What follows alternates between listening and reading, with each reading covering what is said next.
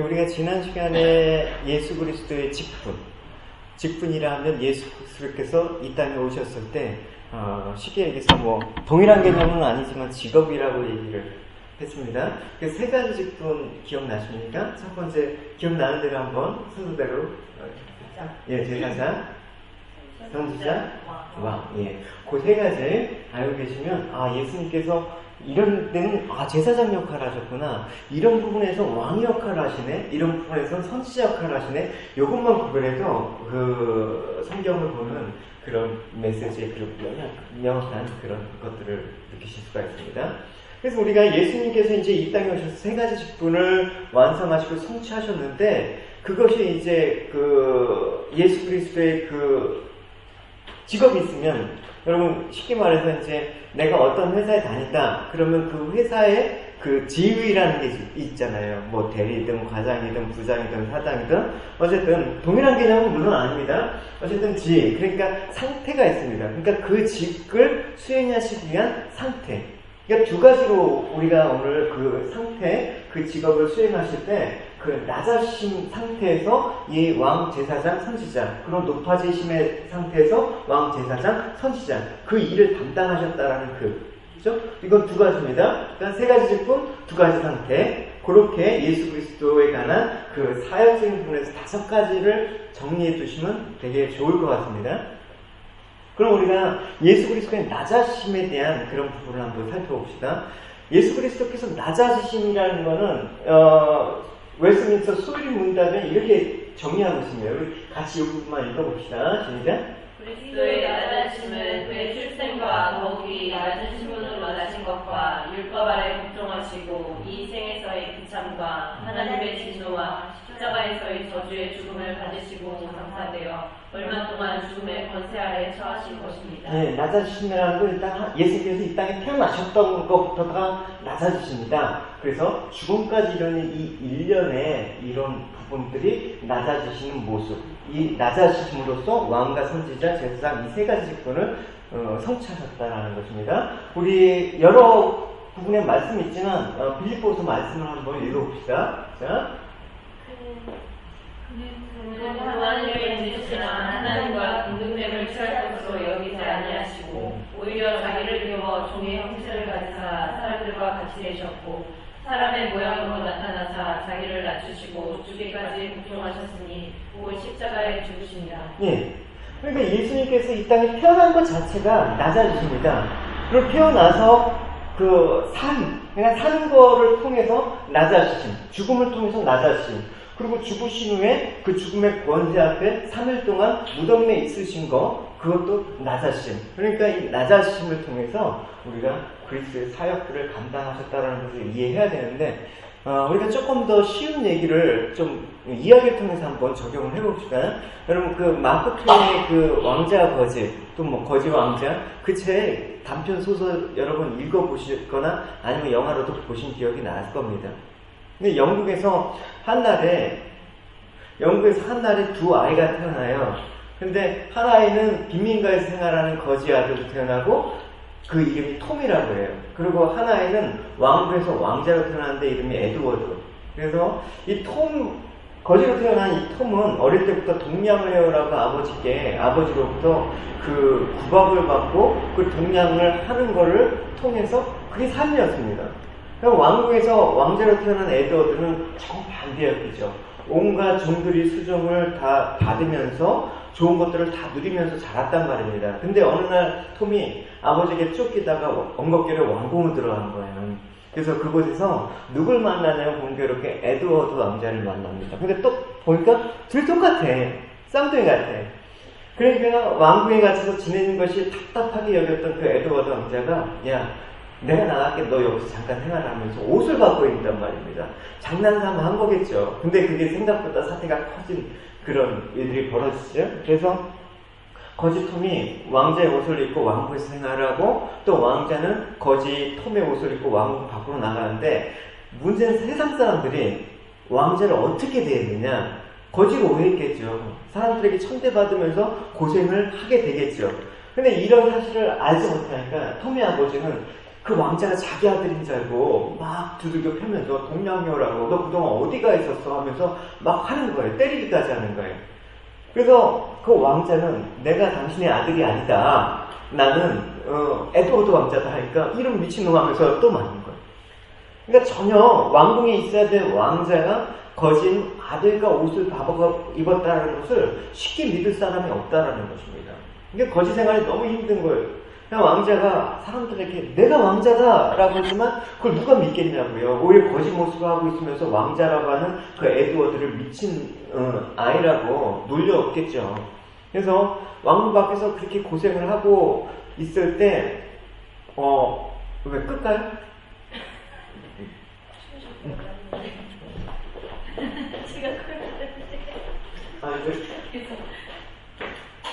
막 교육하는 때 뛰어다니는 거 되게 좋아해요. 앉아있는 시간이 많아서 이렇게 마이크가 너무 잘 어떻게 하죠? 어쨌든 그러다가 어떤 일이 벌어지냐면 그 왕궁에 있는 왕이 죽을 거야. 왕이 죽으니까 이제 왕의 자리에 계승해야 되잖아. 누가 계승을 하냐면 톰이, 그러니까 가짜 왕자가 계승하게 될 지금 분위기란 말입니다. 그러니까 드디어 어쨌든 왕이 계승식 날 톰의 머리가 왕관이 딱 씌워지는 순간에 에드워드 왕자가 그 경비병을 제치고 왕궁에 들어와서 멈춰라. 내가 왕이 될 에드워드 왕자라고 소리를 칩니다. 그러니까 순식간에 궁전이 엉망이 되는 거예요. 진짜 왕자가 나타났다고 얘기를 했는데 분위기가 엉망이 되겠죠. 그래서 이 상황에서 만약에 톰이 저 사람 누구야 하면서 자기가 진짜 왕자라고 느꼈다 그러면 사태가 큰, 에드워드 왕자는 진짜 큰 곤란을 겪었겠죠. 근데 톰은 사실은 왕궁에 있다 보니까 너무나 지겨운 거야. 보링하고 그냥 그리고 왕의 신분에 맞는 그런 자질도 안 되니까 그래서 얼른 이 옷을 벗어버리고 싶은 거예요. 욕심이 없었던 거예요. 그래서 에드워드 왕자가 그렇게 하니까 저 사람 진짜 왕자다 하면서 그동안 일들을 쭉 설명을 했죠. 그래서 에드워드가 진짜 왕이 됐다라는 이야기가 이 마크 트웨인의 왕자 가지. 근데 왜 이야기를 하냐면 이 이야기가 예수 그리스도의 낮아짐과 어떤 동일한 그런 모습에서 교훈을 끌어낼 수 있기 때문에 이야기를 해드린 겁니다. 예수 그리스도의 낮아지심은 이 땅에 탄생하심이라고 얘기했죠. 근데 탄생하신 그것이 예수님의 낮아심인데 왜 예수님이 사람으로 오셨는데 낮아지심이라고 얘기했는가? 이거를 이제 왕자 거지로 한번 대입을 해보자고요. 그러니까 왕자 거지의 신분 차이는 하늘과 땅 차이라고 할 수 있지 않습니까? 그래서 거지는 모든 사람들에게 무시받고 천대받으며 살아가지만 왕자는 모든 사람들에게 섬김을 받으며 살아가는 사람이었습니다. 또 거지는 아무 힘이 없는 그 사람이었지만 왕자는 모든 사람을 다스릴 수 있는 권세가 있었습니다. 그러니까 그런 왕자가 거지가 되어서 사람들에게 무시와 천대를 받았다라는 것 자체가 낮아지심이에요. 그러면 예수님은 원래 뭐였습니까? 하늘의 왕, 그죠? 하나님의 아들, 왕자였잖아요. 하늘의 왕자가 세상에 내려오셨습니다. 모든 권세를 갖고 세상을 창조하시고 다스린 분이 내려왔습니다. 그러니까 사람과 같다라는 것은 마치 그것보다는 더 비할 바 없는 낮아지심이죠. 그러니까 그 왕자, 에드워드 왕자가 자신이 톰의 옷을 입고 밖에 나가서 거지 취급받은 그 모습이라고 할 수가 있는 것입니다. 그래서 하나님의 아들이 아무리 사람이 만물의 영장이라고 하고 위대하다고 하지만 하나님 앞에서 모든 사람은 사실은 차등이 없습니다. 동일하답니다. 어떻게 차등이 없습니까? 죄인이라는 그런 부분에서 차등이 없습니다. 그러니까 우리는 하나님께 벌을 받아야 되고 무시를 받고 천대를 받아야 되는 거지와 같은 존재이다. 근데 왕신 예수님께서 아무것도 아닌 사람으로 태어난 것입니다. 그러니까 왕자가 거지가 된 것보다 더 낮아지심이죠. 이것이 예수님의 낮아지심이라는 것입니다. 그뿐만이 아니죠. 예수님이 낮아졌다고, 사람으로 태어나셨다고 해서 진짜 왕의 왕자로 태어난 것도 아니잖아요. 톰의 집처럼 가난한 집 아들로 태어났습니다. 예수님의 아버지, 육신의 아버지 요셉이 직업이 뭐였습니까? 요셉이 목수였잖아요. 그러니까 그 당시 목수가 그 당시에 그 갈릴 사람들이 뭐 어부, 목수 뭐 이렇게 얘기를 하는 것처럼 가나안 집안에 목수의 아들로 태어났기 때문에 사람들은 예수님을 무시한 거예요. 그러니까 아무 존재의 가치를 여기지 않는 하찮게 여겼다라는 것입니다. 그러니까 사람들이 하나님 앞에서 그 모두가 거짓처럼 하찮은 자기의 존재를 생각하지 않고 서로 죄인으로 서로 차별 없는 모습을 보여야 되는데 항상 사람들은 뭘 가지고 판단하냐? 저 사람의 배경, 저 사람의 집안, 저 사람의 어떤 가진 것을 보고 차별을 한단 말입니다. 그래서 예수님이 무시당한 거예요. 예수님이 이 땅에 오셨다는 것 자체가 사실은 그런 자기 비하의 모습으로 오셨기 때문에 무시한 것입니다. 예수님께서 계속해서 사람들한테 외쳤잖아요. 내가 하나님의 아들이다. 내가 왕이다라고 외쳤지만 사람들은 어떻게 반응했습니까? 거지 옷을 입은 왕자가 사람들에게 왕자라고 외쳤던 것을 인정했습니까? 비웃은 거지요. 너가 무슨 하나님의 아들이냐? 왕이라고 하니까 예수는 미쳤다고 하는 것입니다. 그러니까 사람들이 왜 예수님 말을 믿지 않았는가? 예수님 말씀을 듣고 다들 놀라고 정말 저게 갈릴리의 나사렛의 목수의 아들 그 예수가 한 말이냐? 그렇게 놀랄 정도로 했지만 갖고 있는 인식은 가나안 집 아들이야. 목수의 아들이야. 너 같은 게 무슨 하나님의 아들이냐? 너가 왜 우리끼리 왕이냐라고 오히려 예수님을 핍박하고 나중에 예수님 부르들어서 십자가에 못 박히는 그런 일을 했단 말입니다. 그러니까 왜 하나님께서는 예수님을 그렇게 낮게 만드셨을까? 왜 가난하고 별볼일 없게 만드셨을까? 차라리 왕궁에 태어났으면 예수님 말씀을 무시하진 않잖아요. 그래서 예수님을 믿을 수도 있는데 왜 그렇게 하십니까? 그러면 기준이 없어버려요. 왜 사람들은 겉으로 보고 판단하는 그 무시하는 그 죄를 갖고 있기 때문에 이 죄악을 드러내기 위해서는 어떻게 한다? 그런 모습으로 있을 때만 죄악이 드러나는 거예요. 여러분 진짜 그 사람과 관계가 좋다라는 것을 여러분 언제 증명합니까? 내가 좋을 때는 증명이 안 돼요. 다 좋을 수 있단 말입니다. 그러나 내가 진짜 어려운 일을 당하거나 정말 누구 도움이 없이는 헤어나지 못할 그런 상황이 벌어지면 어떻게 된다? 그때 알아볼 수가 있는 것입니다. 그러니까 낮아져야지만 그 사람이 정말 나를 좋아하는 사람인가 나를 아끼는 사람인가 판별이 된단 말입니다. 그러니까 주님께서는 이 땅에 오셔서 높은 신분으로 오셨다 그러면 그건 판별이 안 되는 거예요. 낮아지셔서 사람들이 정말 그 외모로 판단하는 그런 세상 가운데 죄임을 드러낼 수밖에 없는 그런 기준을 하나님께서 보이시기 위해서 낮아지셨다는 것입니다. 여러분 우리가 사실은 하나님 앞에서 모두 똑같고 죄인이고 지옥 가야 될 존재이죠. 부자도 죄인이고 대통령도 죄인이에요. 죄인이 뭐 잘났다고 해봤자 거기서 거기죠. 그래서 하나님 앞에서는 높은 사람도 없고 낮은 사람도 없는데 사람들은 자신이 하나님 앞에서 죄인이라는 인식을 갖지 못한단 말입니다. 다 지옥 가야 된다는 것을 인정하지 못합니다. 그래서 그거를 드러내시기 위해서 어떻게 한다? 하나님께서 택한 사람을 구원시키기 위해서 어떻게 한다? 동일한 조건에서는 안 되잖아요. 하나님 공의 하나님이니까 똑같이 사람들이 다 무시할 만한 조건으로 낮춰가고 그거를 외모로 보지 않냐고 하나님의 아들로 믿는 사람, 그 사람은 나의 백성이다. 이렇게 판별식을 정해놓은 거란 말입니다. 그러니까 그렇게 낮게 태어나서 죄를 대신해서 십자가에 죽으시게 한 것입니다. 그러니까 예수님의 낮아지심 때문에 우리가 뭘 얻었다? 구원을 얻은 거예요. 예수님께서 높아지신 상태에서는 저 사람이 구원을 받을지 안 받을지 구별이 안 된단 말입니다. 그래서 여러분 예수님 믿는다면 어떤 마음을 가져야 돼요? 너희들이 이와 같은 마음을 품으라. 예수 그리스도의 마음. 어떤 마음입니까? 내가 다른 사람보다 잘난 것도 없다라는 이 마음. 그러니까 누군가를 무시하고 그런 비하하는 그런 일이 없겠죠. 마치 거지 옷을 입은 왕자를 진짜 왕자로 바라보지 못하는 세상 가운데 그 왕자가 진짜 내가 왕자다라는 것을 믿은 사람이 나타나겠죠. 그러니까 그 낮아진 예수님을 믿는 그 모습이 우리에게 은혜란 말입니다. 그러면 우리가 낮아짐에 대한 부분을 도표로 한번 정리를 해봅시다. 그 출세, 그죠? 그의 낮아짐, 그의 출세. 출세는 얘기했듯이 그냥 태어난 것 자체가 낮아짐이에요. 그죠? 그 다음 낮은 신분으로 오신 거. 목수의 아들로 오셨습니다. 생계를 위해서 목수 일을 하셨겠죠. 그 율법 아래 복종하셨다. 원래 말씀의 주인이신 그분이 스스로 말씀에 제한이 되는 거예요. 이것은 나 자신이 어딨어요. 그 다음 하나님의 진노.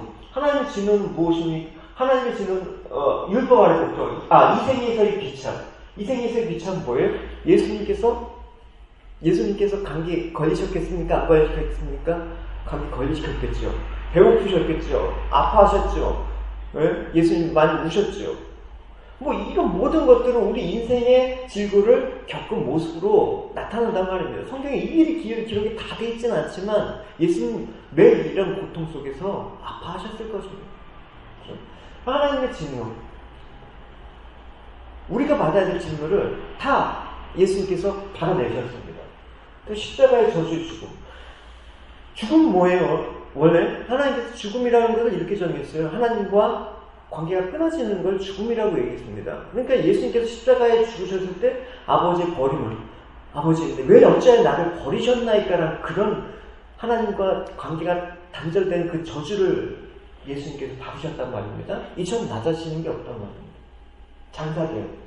예수님께서 무덤에 사실 뭐 죽었다가 다시 살아나셔야 되는, 바로 그냥 누워있는데 벌떡 일어나셔도 상관은 없어요. 근데 왜 굳이 장사돼요? 이 말 조금 우리가 복음서에서 좀 더 살펴보겠습니다. 깊은 의미가 있어요. 장사된다는 말은.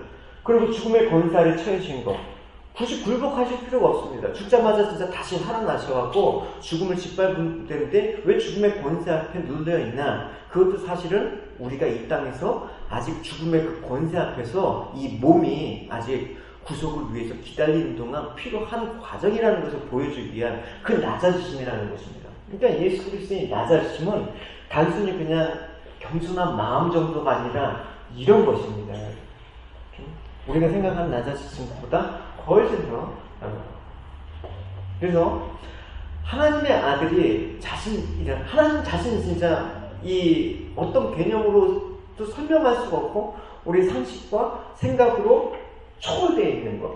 우리가 죄인이 되었을 때 우리가 죄를 알지 못하는 그분이 우리를 위해서 십자가에서 이 비참한 과정들을 다 겪으면서 십자가에서 죽었다. 엄청난 것입니다. 우리가 예수 그리스도께서 우리의 죄를 위해서 죽었다라는 그 고백이 나올 때까지 이 낮아짐의 과정들을 이해를 하셔야지만 나를 위해서 죽은 게 이거구나라고 온단 말입니다. 그러니까 이 낮아지심을 통해서 우리가 만난 하나님, 그분이 우리에게 나타내신 사랑과 은혜가 풍성함이 이루 말할 수가 없는 것입니다. 그러니까 여기까지 우리가 쭉 생각을 해보면 이런 관점에서 우리가 예수님의 그 낮아지심에 대한 부분을 생각하면 이제까지 느껴왔던 감사와 감격과는 다른 느낌이 올 거예요. 도대체 왜 그렇게까지 낮아지셨는가? 감히 주님 왜 그렇게 낮게 오셨습니까? 라고 감히 여쭙다면 아마 이런 말씀을 하실지도 모르겠죠. 고린도후서 5장 15절입니다. 같이 읽어보겠습니다. 모든 사람을 대신하여 죽으시는 살아있는 자들로 하여금 다시는 그들 자신을 위하여 살지 않고 오직 그들을 대신하여 죽었다가 다시 살아나신 이를 위하여 살게 하려 합니다. 예. 예수님께서 자신만을 위해서는 누가 죽겠습니까? 우리가 예수 그리스도의 낮아지심과 이 죽으심을 통해서 구원을 받은 존재라면 우리도 이와 같은 마음을 품을 수가 있단 말이에요. 내가 죽더라도 다른 사람, 내가 사는 것도 다른 이런 부분으로 바뀌게 되는 것입니다. 웨스트민스터 그 신앙고백서 8장에는 이런 고백을 하고 있습니다. 바로 옆에입니다. 이 직분을 주 예수께서 우리 아주 기꺼이 맡으셨다. 아까 직분 3가지 있죠. 율법 아래, 근데 낮아지심을 통해서 율법 아래 태어나셨고 율법을 온전히 성취하셨고 자신의 영혼이 가장 극심한 고뇌들을 직접 겪으셨으며 그의 몸으로 가장 아픈 고통을 당하셨고 십자가에 못 박혀 죽으시고 장사되어 사망의 권세 아래 있었으나 어떻게 승리하셨다. 결국 썩지 않으셨다. 이렇게 정리하고 있습니다. 그러니까 더 이 낮아심에 대해서 표현하고 싶어도 방법이 없습니다. 왜냐하면 제 언어 능력의 한계이기 때문에 뭐 달리 감사 외에는 표현할 수밖에 없는 것입니다. 그러니까 그 감사가 나야 된다는 것입니다. 그냥 형식적으로 그냥 땡큐가이 아니라 진짜 이 낮아지심으로써 할 말이 없는 정말 감사밖에 표현할 수밖에 없는 그런 찬양을 하나님께서 고백으로 받으신다는 것입니다. 그러면 이제 낮아지심에 대해서 했으면 아까 두 가지 상태에서 직분을 수행한다고 했죠. 낮아지심과 또 하나는 뭐라고 했습니까? 높아지심. 그래서 높아지심에 대해서 우리가 살펴보도록 하겠습니다. 내용 설명하기 전에 우리 에베소서 1장 20절, 사도행전 17장 31절 같이 읽어보도록 합시다. 시작. 그의 능력이 그리스도 안에서 역사하사 죽은 자들 가운데서 다시 살리시고 하늘에서 자기의 오른편에 앉히사 이는 정하신 사람으로 하여금 천하를 공의로 심판할 날을 작정하시고 이에 그를 죽은 자 가운데서 다시 살리신 것으로 모든 사람에게 믿을 만한 증거를 주셨음이니라 하니라. 예, 그 낮아지심은 뭐냐면 공생애 동안에 육신으로 입고 오셨을 동안에 낮아지심인데 이제 예수님께서 죽으시고 부활하신 다음에는 더 이상 그럴 필요가 없단 말입니다. 그러면 이제 원래 그 자리로 가시는 거예요. 그래서 이 높아지심은 예수 그리스도를 높입니다라고 할 때 우리는 네 가지 개념을 갖고 있어야 돼요. 뭐냐면 예수님의 부활, 그 다음 예수님께서 하늘로 오르신 거, 승천. 그 다음 어떻게? 예수님께서 하늘로 오르셔서 하나님 보좌 우편에 앉아 계신 거, 그 다음 예수님께서 이 땅에 공의로 심판하시러 다시 내오시는 거, 재림. 이게 예수 그리스도 높아짐이에요. 그러니까 이 네 과정을 다 이해를 해야지만 예수 그리스도가 영광을 받으실 존귀하신 분이라는 고백을 우리가 좀 더 심정 있게 할 수가 있단 말입니다. 다시 뭐라고요? 부활, 그 다음 승천, 보좌에 앉으심, 그 다음 다시 오심. 예. 여러분 아주 똑똑합니다. 예. 그래서 이 네 가지 개념을 우리가 한번 살펴봅시다. 그래서 여기 있죠. 부활, 승천, 오른편에 우편에 앉아있고 심판에서 재림 오심. 이 네 가지 의미를 각각 생각해봐야 되는 것입니다. 그러니까 이 네 가지가 사실은 예수님의 구속사하고 다 연결이 된 거예요. 우리가 예수님께서 구원을 이루셨다면 죽으셨다 부활하셨다로 끝나는데 그것만 갖고는 부족해요. 부족한 게 구원이 안 된다는 게 아니라 우리가 알고 있는 구원의 정과정 중에 한 부분이란 말입니다. 부활은. 그러니까 승천과 보좌에 앉으심과 다시 오심까지 연결해야지 예수 그리스도의 구속사가 딱 정립이 되는 거예요. 그죠? 그래서요, 우리가 왜 부활이 높아지심인가? 왜 승천이 그리스도의 높아지심인가? 왜 우편에 앉으신 거? 왜 다시 오심이 높아지심인가? 그냥 단순히 하늘로 올라가셨다? 이 개념으로는 안 되는 거예요. 우리가 그럼 부활에 대해서 우리가 한번 설명을 해보겠습니다. 우리가 신앙 고백도 하지 않습니까? 부활은 그리스도께서 장사한 지 사흘 만에 그의 권능으로 죽은 자 가운데 다시 살아나신 거. 많이 우리가 이야기를 들었지만 사실 이거 들은 이야기라고 그냥 넘어버리면 안 되는 거예요. 이 표현 달리 말하면 핵심이 무엇인가라는 것들을 생각해 봐야 되는 거예요. 그러면 죽은 자 가운데 3일 만에 부활하셨다. 이 핵심은 뭐예요? 결국은 죽음에 대한 승리. 죽음을 이기셨다. 그럼 질문을 해보겠습니다. 그리스도는 왜 반드시 죽으셔야만 됐는가? 죽으셔야만 됐는가? 왜 주님께서 죽으셔야 됐지? 이거 너무 잘하는 건데 막상 설명하니까? 그죠?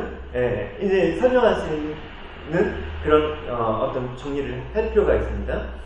왜냐하면 하나님의 공의와 지혜가 그것을 요구하기 때문에 다른 방법이 없습니다. 하나님께서 아들의 죽음을 통해서만 우리의 죄값을 용서해 주신다고 하나님께서 정해놓으신 구원의 방법이기 때문에 하나님의 방법은 그 방법대로 해야지만 되는 거예요. 우리가 조건을 바꾼다고 해서 우연히 하나님께서 그 방법을 바꾸셔서 뜻을 바꾸셔서 구원하는 그런 개념은 없어요. 그러니까 오직 하나님의 공의는 법대로 살아야 된다. 율법대로 살아야 된다. 어기면 죽음이다. 그래서 죄의 값은 뭐라고요? 사망이라고 얘기를 하고 있죠. 그러니까 그리스도께서 대신 죄값을 치르실 때도 죽으시는 것 외에는 방법이 없습니다. 하나님이 정해놓으신 그 공의이기 때문에. 그렇다면 왜 예수님께서 무덤에 묻히셔야 됐습니까? 우리가 일반적으로 복음의 핵심을 말할 때 예수님께서 십자가에서 우리를 위해서 대신 죽으시고 부활하시고 승천하셔서 하늘 보좌 우편에 앉아 계시고 다시 오신다. 복음의 핵심이지만 이 죽으심에 대해서 부활에 대해서 한 가지 언급해야 될 게 있습니다. 왜냐면 아까 얘기했죠. 장사한 지 사흘 만에. 왜 장사한 지 사흘 만에 지금 장사라는 표현을 썼을까요? 중요한 의미가 있기 때문에 그래요. 한번 고린도전서 15장 3절에서 4절 읽어봅시다. 내가 받은 것을 먼저 너희에게 전하노니 이는 성경대로 그리스도께서 우리 죄를 위하여 죽으시고 장사 장사 지낸다 되셨다가 성경대로 사흘 만에 다시 살아나사. 주님께서 왜 장사 되셨는가? 이렇게 죽으신 것까지는 있는데 장사 지냈다라는 표현. 그러니까 사도 바울이 지금 여기서 표현하고 또 복음서에서 성경 기자들은 이걸 되게 중요한 의미로 고백한 거야. 우리가 사도신경을 고백할 때 장사한 지 사흘 만에 죽은 자. 이 장사한 지가 왜 일어났냐? 예전에 이제 초창기에 그 성경 공부할 때 이 사도신경에 대해서도 강의를 한 적이 있었어요. 이 장사한 지. 사도신경의 고백 하나하나는 대단히 중요한 의미가 있기 때문에 그래요. 편을 빼면 안 되는 중요성이 있어요. 어쨌든 이 복음서에 보면 놀라운 사실을 발견하는데 사복음서가 있죠. 이 사복음서에 이야기가 공통적으로 다 언급되어 있는 건 대단히 중요한 의미예요. 그러니까 어떤 예수님께서 특별한 이적을 행할 때 뭐 요한복음에 있는데 마태복음에는 없고 이렇게 공간복음에 있고 없는 얘기가 있는데 딱 읽을 때 이 사복음서에는 다 있는 거는 꼭 뭐에 관련된 거다? 예수님의 죽으심과 부활에 관련된 표적과 그 인물들을 언급할 때 이 사복음서가 공통으로 얘기한단 말입니다. 그럼 이제 뭐 예를 들어서 마리아가 향유 옥합을 깨뜨려서 주님의 죽음을 기렸다. 주님의 장사를 위해서 그렇게 했다. 이 얘기는 어떻게? 중요한 거죠. 그러니까 마리아가 초점이 아니라 예수 그리스도의 죽으심과 이 장사된 이 부분들을 언급할 때는 사복음서가 공히 기록하고 있단 말이에요. 예를 들어서 오병이어이죠. 예수님께서 생명의 떡을 오셨다. 이거 굉장히 중요한 거죠. 그러니까 이제 복음서를 읽을 때 또 관점이 생긴 거예요. 그렇다고 뭐 어디에 언급 안 됐다고 중요하지 않은 거 아닌데 주로 이제 예수님의 이 구속사에 관련된 거는 공통으로. 그럼 여러분 우리가 공통으로 언급된 인물이 하나 있어요. 한 명이 있습니다. 여기 여러분 보시면 알겠지만 아리마대 사람 요셉, 아주 부자였던 그 사내들이 공회의 그 위원이었습니다. 이 사람이 사복음서에 다 언급이 돼 있어요. 의외죠. 왜 이 사람이 사복음서에 언급되어 있으니까 중요한 그 의미를 담고 있기 때문에. 사람이 중요한 건 아니지만 어쨌든 예수님께서 이 사복음서에 아리마대 요셉이 나오는데 이 내용을 먼저 읽어봅시다. 요한복음에 있는 내용을 한번 읽어봅시다. 아리마대 사람 요셉은 예수의 제자이나 유대인이 두려워 그것을 숨기더니 이 일 후에 빌라도에게 예수의 시체를 가져가기를 구하매 빌라도가 허락하는지라. 이에 가서 예수의 시체를 가져가니라. 일찍이 예수께 밤에 찾아왔던 니고데모도 몰약과 신약 섞은 것을 100리터쯤 가지고 온지라. 이에 예수의 시체를 가져다가 유대인의 정례법대로 그 향품과 함께 세마포로 쌌더라. 예수께서 십자가에 못 박히신 곳에 동산이 있고 동산 아래 아직 사람을 장사할 일이 없는 새 무덤이 있는지라. 네. 이 아리마대 요셉은 그 당시 말하면 되게 권력자였고 또 재산이 많았다. 자기가 이제 산 그 가진 무덤을 내줄 정도로 대단히 부자였습니다. 여기 니고데모도 같이 오늘날 말하면 국회의원이죠. 모두 이들은 예수님의 제자였다는 것을 알 수가 있죠. 근데 제자였지만 자신의 신앙을 밝힐 경우에는 자신이 쌓아놓은 지위와 부를 잃어버리는 두려움 때문에 공식적으로 내가 예수님의 제자라고 그렇게 나타내지 않습니다. 근데 이제 결정적인 순간에 이 아리마대 요셉이 예수님이 죽으심과 동시에 어떻게 커밍아웃한 거예요. 여러분 커밍아웃하면 대단히 우리가 동성연애자들이 무슨 이렇게 하는 걸로 오해를 하는데 그것도 커밍아웃이지만 커밍아웃의 그 진정한 그 단어적인 의미는 자신이 지향하는 어떤 지향성, 사상 등을 밝히는 거예요. 나는 예수 그리스도의 예수 그리스도를 따르는 주님의 제자입니다. 이런 식으로 자신의 지향성을 고백하는 것. 이 커밍아웃이거든요. 이 커밍아웃을 한다는 의미는 뭐예요, 그럼?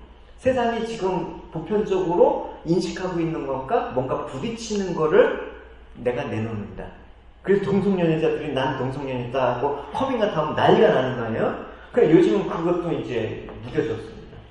어쨌든 이 당시에 이 아리마대 요셉과 니고데모 이 커밍아웃은 불이익을 각오한 거예요. 예수님과 내가 같이 죽겠다. 이런 정도까지. 내가 이까지 세상에 뭐 북이 영화 이거 버리겠다라는 그 의미가 있는 거예요.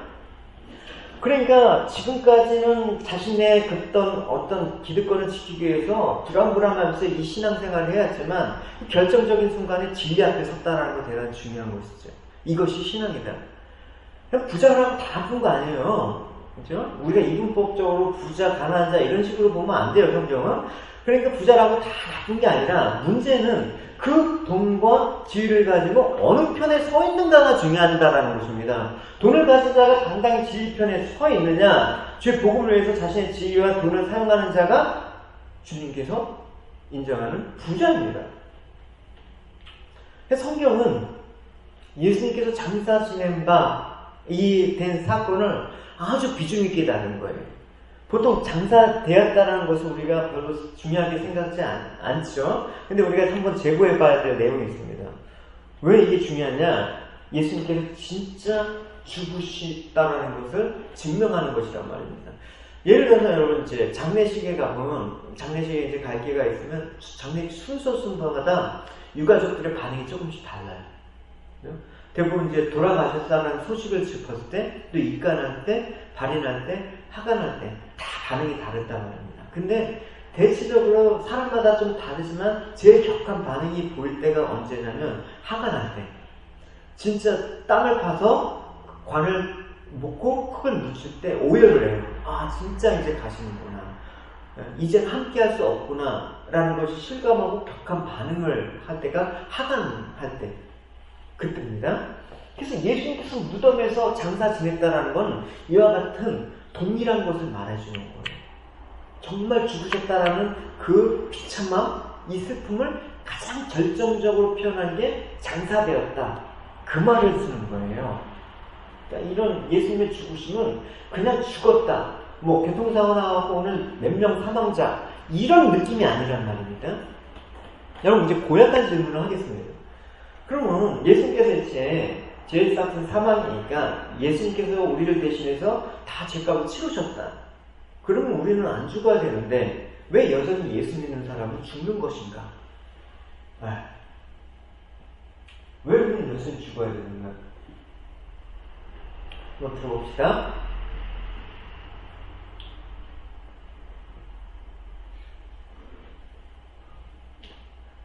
우리는 아마 그 심정적으로는 알 건데 안 믿는 사람이지. 이런 말을 할 때 빌대에서 다 왜?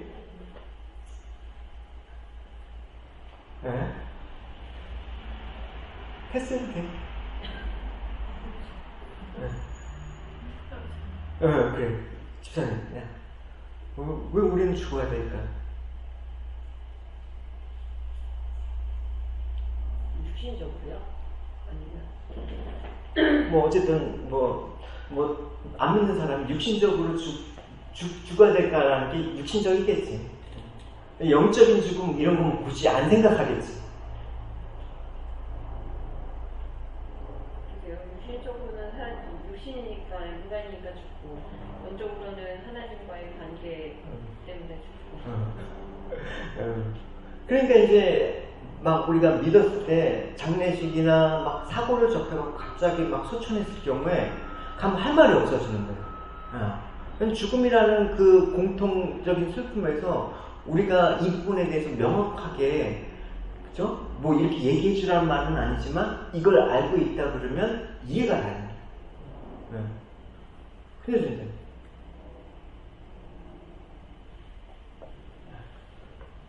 제가 그래서 일부 짓궂은 질문이라고 했어요. 아니 머릿속으로는 생각은 나는데 설명을 좀 못하겠어요. 대부분 복음적인 게 우리 믿음의 그게 사실 그렇기 때문에 이 과정이 필요해서 하는 거예요. 조금 이제 밀전.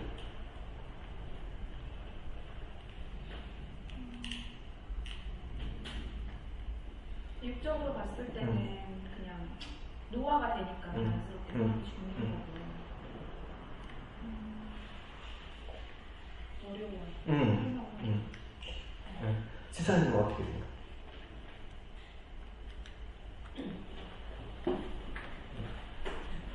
그래요. 잘 모른다라고 얘기하는 게 사실은 그럴 수 있어요, 진짜. 그러니까 우리가 이 죽음, 우리가 막연히 그냥 예수님이 죽음에서 부활하셨으니까 우리도 영원한 생명을 얻었다.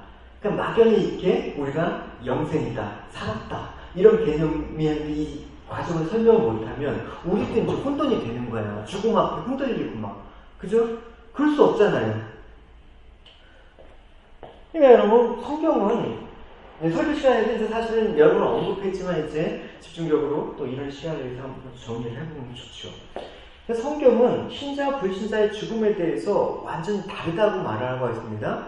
그러니까 불신자의 죽음은 뭐냐면 죄의 형벌로 죽음이에요. 죄의 형벌 때문에 죽는 거예요. 그러니까 죽음 위에는 뭐가 기다리고 있을까요? 형벌이 기다리는 거예요. 근데 신자의 죽음은 무엇입니까? 죄의 형벌로 죽음이 아니라는 거. 그러니까 예수님께서 우리의 죄값을 다 치르셨기 때문에 우리가 치러야 될 죄값이 없는 거예요. 그러면 우리의 죽음은 어떤 의미가 있느냐? 죽음은 죄와 결별하는 거예요. 그 개념을 알고 있습니다. 그러니까 여러분 이런 생각을 하고 있는데요. 밖에 나가서 막노동을 한 다음에 결혼식 갈 때 입던 작업복 그대로 입고 가진 않죠. 그죠? 어떻게 합니까? 결혼 작업복을 내려놓고 깨끗한 옷을 갈아입은 후에 결혼식을 참석하겠죠. 그러니까 여러분 신자라고 하더라도 이 세상에서 이 육의 이 옷, 몸을 입고 있는 상태에서는 죄로부터 자유로울 수가 없단 말입니다. 그래서 오염이 돼요. 이 몸이라는 게. 왜냐하면 육신은 인간의 죄성이 아직도 깊숙이 자리 잡고 있기 때문에 그런 것입니다. 그래서 우리 몸 자체는 사실은 우리 스스로를 섬기기 좋아하고 하나님을 섬기는 게 싫어합니다. 그래서 사도 바울은 날마다 육체를 쳐서 복종하는 그 싸움을 우리에게 하라고 얘기를 한 거예요. 우리가 연약해서 죄일처라서 육신으로는 하나님의 유혹을 받을 수가 없는 거예요. 하나님 나라에 갈래도 갈 수가 없는 것입니다. 그러니까 신자의 죽음이란 건 이제 여러분 뭘 뜻하냐면 육신을 벗어버리고 신령하고 의로운 그 하나님 나라에서 영원히 살게 된 옷으로 갈아입는 거예요. 그게 죽음의 의미예요. 그러니까 죽음은 더 이상 죄와 씨름하지 않는다. 죄와의 결별이 우리의 죽음이다라고 여러분 설명해 줄 수 있어야 되는 거예요. 뭐 장례식 가서 뭐 이런 얘기 할 기회는 없겠지만 이제 이런 질문들을 이제 여러분 많이 받을 거예요. 그럴 때 설명을 못 해버리면 안 되는 거죠, 우리는. 그러니까 여러분 이제 더 이상 우리 죄 때문에 아파하지 않고 탄식하며 고생할 필요도 없고 죄와 싸우기 위해서 눈물 겪도록 몸부림치는 그런 일이 없는 게 신자의 죽음이라는 거예요. 죽음은 뭐다? 여러분 이제 이 개념 옷을 갈아입는다. 아시겠죠? 죽음은 옷을 갈아입는 것이죠. 그래서 여러분 신자의 죽음은 축복이고 소망인 거예요. 불신자의 장례식 가보면 대단히 슬퍼요. 여러분. 예. 좀 목회자니까 장례식에 갈 기회가 아무래도 많죠. 달라요. 장례식 가면 진짜 저분이 믿는 분이었구나, 불신자였구나라고 너무나 확연하게 드러나요. 어쨌든 그 불신자의 죽음은 진짜 죄의 대가로서 형벌이 기다리는 그런 죽음이니까 분위기 자체가 되게 암울하단 말입니다. 그러나 믿음의 사람들의 죽음의 장례식 가면 승려 환호에 눈물을 흘리지만 그 눈물에는 이제 이 고통을 벗어버리고 주님의 품에 안겼다라는 승리의 그런 눈물이란 말입니다. 그래서 여러분 우리가 죽음이라는 것은 사실은 우리가 믿음의 사람으로서 간절히 소망해야 되는 바인 것입니다. 빨리 결혼식 참석하려고 옷을 갈아입는 그런 설렘으로 그 죽음을 접해야 되는 것입니다. 왜냐하면 육체가 있는 한 이 죄가 끊임없이 방해하니까 우리의 관계와 주님의 관계를 방해하고 회방하기 때문에 되게 고통스럽고 성가시단 말입니다. 이 몸이. 그러니까 이 몸이 더 이상 죄와 이제 영향을 받지 않고 결별을 하고 주님과 온전히 거하는 것이 신자의 최대한 소원입니다. 우리의 소원은 뭐예요? 통일이 아니라 주님과 함께 빨리 거하는 것. 죽어서 이 죄의 몸을 벗고 주님과 온전히 함께 거하는 게 우리의 소원이란 말입니다. 여러분 우리의 소원 뭐 이건 별도의 얘기지만 우리의 소원은 통일해갖고 진짜 막 지금 분위기가 막 통일로 가는 분위기잖아요. 근데 막상 이 분위기 속에서 사람들은 뭐라고 해요? 우리가 먹을 거 다 퍼주고 그런 얘기를 키껏해서 뭐 남북의 이산가족 만나고 막 이렇게 막 이런 날이 올 줄은 상상도 못하고, 저는 어려서부터 우리의 소원은 통일이라 하면서, 그러니까 통일이 진짜 우리의 최대한 소원이라고. 그래서 믿는 분들 중에서도 통일을 위해서 간절히 기도하는 게 영원하지만 간단한 게 드러나잖아요. 그러니까 광화문에서 기독교 단체들이 모여갖고 북한 정권의 그 사회가 물러가라 막 하면서 기독교 집회를 하고, 이게 뭐예요? 우리 진짜 영원한 통일이 아니잖아요. 어쨌든 뭐 다시 돌아와서 우리의 통일은 뭐예요? 우리 소원은 빨리 죽어서 주님을 보는 것이다. 주님과 함께 온전히 거한다. 그렇다고 죽음을 조장하는 건 아닙니다. 그러면 큰일 나지. 그래서 로마서 7장 22절 25절은 사도 바울이 이 내면적인 빨리 몸을 벗어버리고 싶은데 고민하는 거예요. 같이 읽어봅시다. 로마서 7장 시작. 내 첫사랑으로는 하나님의 법을 즐거워하되 내 지체 속에서 한 다른 법이 내 마음의 법과 싸워 내 지체 속에 있는 죄의 법으로 나를 사로잡는 것을 보는도다. 오라, 나는 공고한 사람이로다. 이 사망의 몸에서 누가 나를 건져내랴. 우리 주 예수 그리스도로 말미암아 하나님께 감사하리로다. 그런즉 내 자신이 마음으로는 하나님의 법을, 육신으로는 죄의 법을 숨기노라. 그러니까 몸은 죄를 섬기고 마음은 하나님의 법을 섬기는데 끊임없이 내적 갈등이 일어나는 영적 공고함을 느낀단 말입니다. 그럼에도 불구하고 우리는 계속해서 이 갈등 속에서 싸워 나가야 되는 거예요. 제가 여러분 묵상 안 하면 무슨 죄인 취급하고 그런 의미로 하는 게 아니라, 제 말은 싸워야 된다. 이런 끊임없이 몸의 소욕과 이 육신의 정욕과 우리가 하나님께서 주시는 이 새로운 마음들 갖고 싸우라는 뜻에서 묵상해야 되고, 또 예배 가운데 정말 나가야 되고, 말씀을 사모하고, 이런 얘기를 하는 차원이에요. 여러분들 정죄하는 의미는 절대 없습니다. 안 한다고 뭐라고 하지 않아요. 그러나 끊임없이 이런 갈등 속에서 우리는 인지를 하고 여러분 나가야 된다는 거. 이 인지를 못하면 아예 사망의 노예가 되기 때문에 그러는 거예요. 그래서 이 사망의 몸에서 이제 사도 바울도 누가 이 몸을 건져낼까라고 기다리는데, 그게 뭡니까? 몸의 구속. 우리가 영적으로는 이제 구원을 받아서 새 사람이 되었지만 이 몸은 아직도 구원을 받아야 되는 구속을 기다리는 상태가 이 땅에서의 우리 삶이라는 것입니다. 그걸 로마서 8장 23절은 이렇게 얘기하고 있습니다. 시작. 뿐 아니라 또한 우리 후 성령의 처음 익은 열매를 받은 우리까지도 속으로 탄식하여 양자될 것, 곧 우리 몸의 성장을 기다리느니라. 우리 심정은 그렇지만 몸은 아직 그렇단 말입니다. 그래서 이 죽음에서 성취되고 부활을 통해서 예수님께서 보여주신 거예요. 예수님께서 우리가 이 가운데 예수님께서 중력의 법칙을 거스르고 물질을 통과하는 그런 어떤 자기장을 뚫고 이런 거 과학적으로 잠깐 언급을 했지만, 사실은 죽음을 통해서 부활을 통해서 예수님께서 이제 이 몸을 갖고 새 몸을 갖고 천국에 들어간다는 걸 보여주기 위해서 부활이라는 것들을 우리에게 보여주실 필요가 있단 말입니다. 너희들이 이제 내가 부활의 첫 열매니까 너희들은 계속해서 이 첫 열매의 모습을 보고 너희들도 이 부활을 소망하면서 살아야 된다라고 얘기를 하는 것입니다. 우리가 이제 또 그 죽음의 의미에 대해서 이제 옷을 갈아입는다라고 얘기했죠. 그 다음 죽음의 의미는 뭐냐면 영생으로 들어가는 거예요. 영생은 뭡니까? 우리가 영생을 얻었다. 그치 뭐? 영원히 죽지 않는다. 영원히 사는 거. 영원히 사는 거 주님과 함께. 민정이.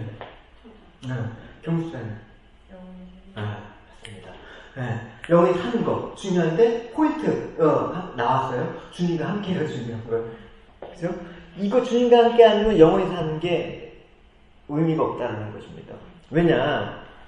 영원히 산다라는 개념만 갖고 우리가 영생을 상명하면 죽음은 현세를 끝나고 이제 내세에 들어가는 문과 같다라고 얘기했잖아요. 그러니까 불신자의 죽음은 형벌로 나아가지만 신자는 영생에 들어가는 것입니다. 그러니까 영생의 포인트는 뭐냐? 하나님과의 관계에 있지 영원히 사는 것에 있지 않다라는 것을 얘기해 주는 거예요. 그러니까 우리가 영원히 산다라는 것은 불신자도 죽음 이후에 영원히 살게 돼요. 지옥에서. 그러니까 단순히 영원히 사는 것이 영생이라면 불신자들의 그런 영생도 영생이겠네요. 그런 의미가 아니라는 것입니다. 영생은 진정한 목적은 영원히 사는데 어떻게 사느냐? 근본적인 거는 하나님을 사랑하면서 하나님과 사는 게 영생이다라는 것입니다. 오래 사는 건 장수죠. 그걸 영원히 죽지 않는 불멸의 삶일 뿐이지 영생은 아닌 거예요. 그래서 영생은 하나님을 사랑하고 주님을 위해서 살아가는 것 자체가 영생이다. 그러면 주님께서 이 땅에서 예수를 믿으면 이미 뭐라고 얘기했습니까? 너희들이 영생하고 있는 거야. 그래서 얘기하는 거예요. 이 말 이제 이해가 되시겠죠?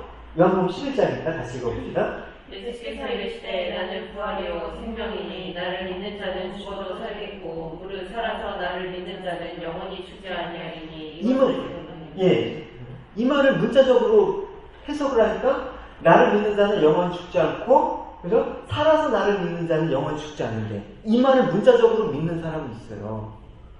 그죠? 좀 깜짝 놀랐어요. 나중에 어떻게 주습하려고 그래? 어디 아프지도 못하겠네, 저 정도는. 죽으면 큰일 나잖아요. 그래서 이 말을 그대로 믿는 종교가 뭐였어요? 옛날에 영생교. 교주 다 이 얘기 하잖아요. 무릇 살아서 나를 믿는 자는 영원히 죽지 않는다.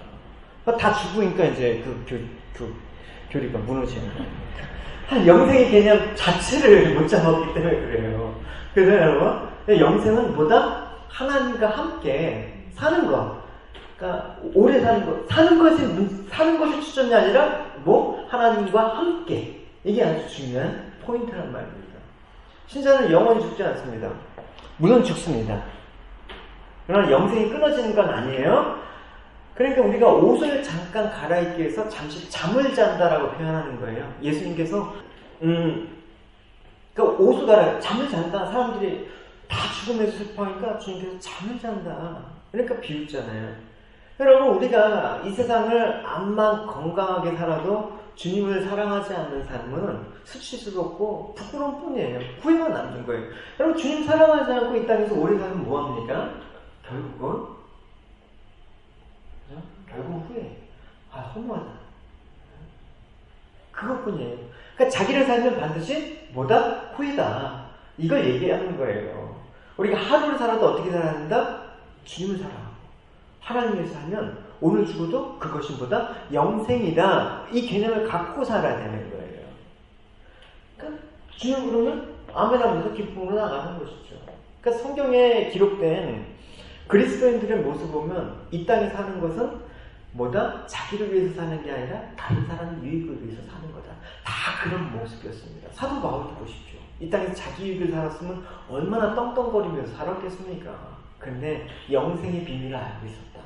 이 영생은 오래 사는 게 아니라 하나님과의 관계에 있어서 내가 지금 영생을 살아가고 있는 자이기 때문에 이 땅에서 이 육신의 것들이 연연되지 않는다. 이 상태가 영생의 삶이에요. 그래서 우리가 영생을 선물로 받았습니다. 영원한 생명을 우리에게 주셨습니다. 할 때 이 개념이 있지 않으면 혼동이 되는 거예요. 교리로 알고 있는 것과 이걸 정말 내가 영생의 상태에서 나는 영생을 선물로 받았습니다는 틀린 거란 말이에요. 그죠? 우리가 이제는 좀 그냥 교회에서 늘 했던 소리니까 그런가 보다 하면서 그렇게 하니까 내가 아는 거구나 라고 이런 부분에서 조금 더 성장을 해야 되는 거예요. 그냥 오늘 이제 사람들 모습 어떻습니까? 빨리 죽고 싶은 마음은 없고 다들 오래 살고 싶어요. 한국에서는 한 70대 때도 청년이라면요. 그죠? 저는 한국에 가면 어떻게 이제 청년 취급을 받겠죠. 그러니까 건강에 대해서 되게 신경을 쓰고 몸에 좋은 것도 먹고 운동하는 것도 좋고 보약도 먹는 거고 건강 돌보는 것 자체가 나쁜 건 아니지만 건강을 챙기는 그 마음에는 뭐예요? 내가 빨리 죽기 싫은 거예요. 그 말은 뭐예요? 내가 영생에 대한 소망이 없다라는 것들의 반증일 수도 있는 것입니다. 그러니까 이 땅에서의 삶이 여러분 우리 유익을 위한 삶인가? 아니면 다른 이들을 위한 삶 때문에 주님께서 이 땅에서 우리에게 사명, 소명으로 남겨주신 건가? 그걸 붙들고 살아야 되는 거예요. 그래서 예수님을 정말 참으로 사랑하고 예수님을 믿는 사람은 죄를 미워할 수밖에 없는 거예요. 죄와 결별하고 주님과 함께. 물론 죄를 안 지으라는 말이 아니라 이 죄의 몸 때문에 자꾸만 갈등하면서 주님과 함께 있을 욕망이 큰 거예요.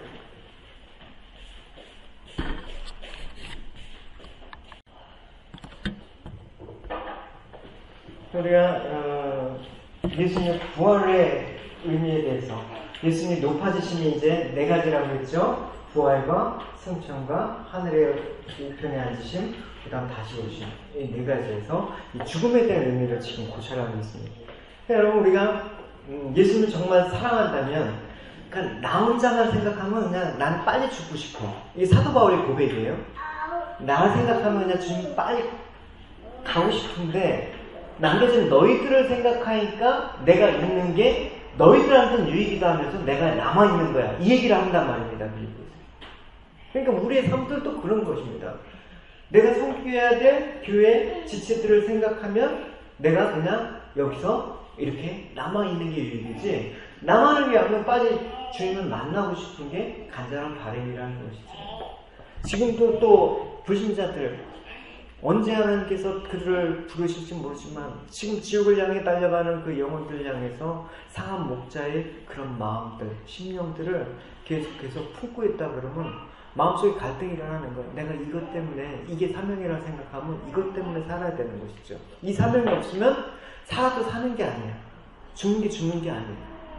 많이 고백하잖아요.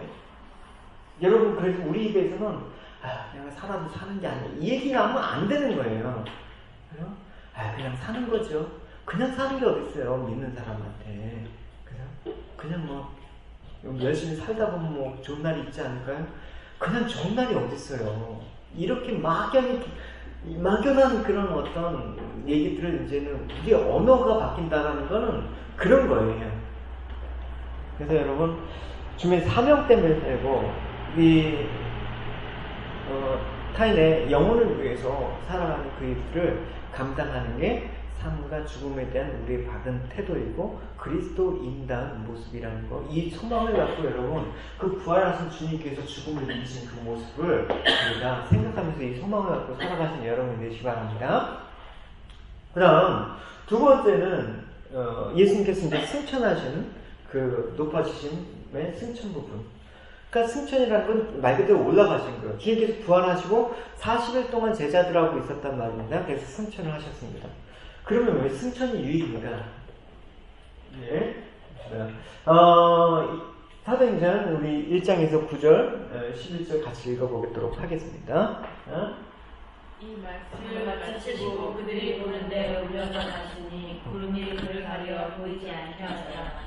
올라가실 때 제자들이 자세히 하늘을 쳐다보고 있는데 흰옷 입은 두 사람이 그들 곁에 서서 이르되 갈릴리 사람들아, 어찌하여 서서 하늘을 쳐다보느냐? 너희 가운데서 하늘로 올려주신 이 예수는 하늘로 올라가실 그대로 오시리라 하였느니라.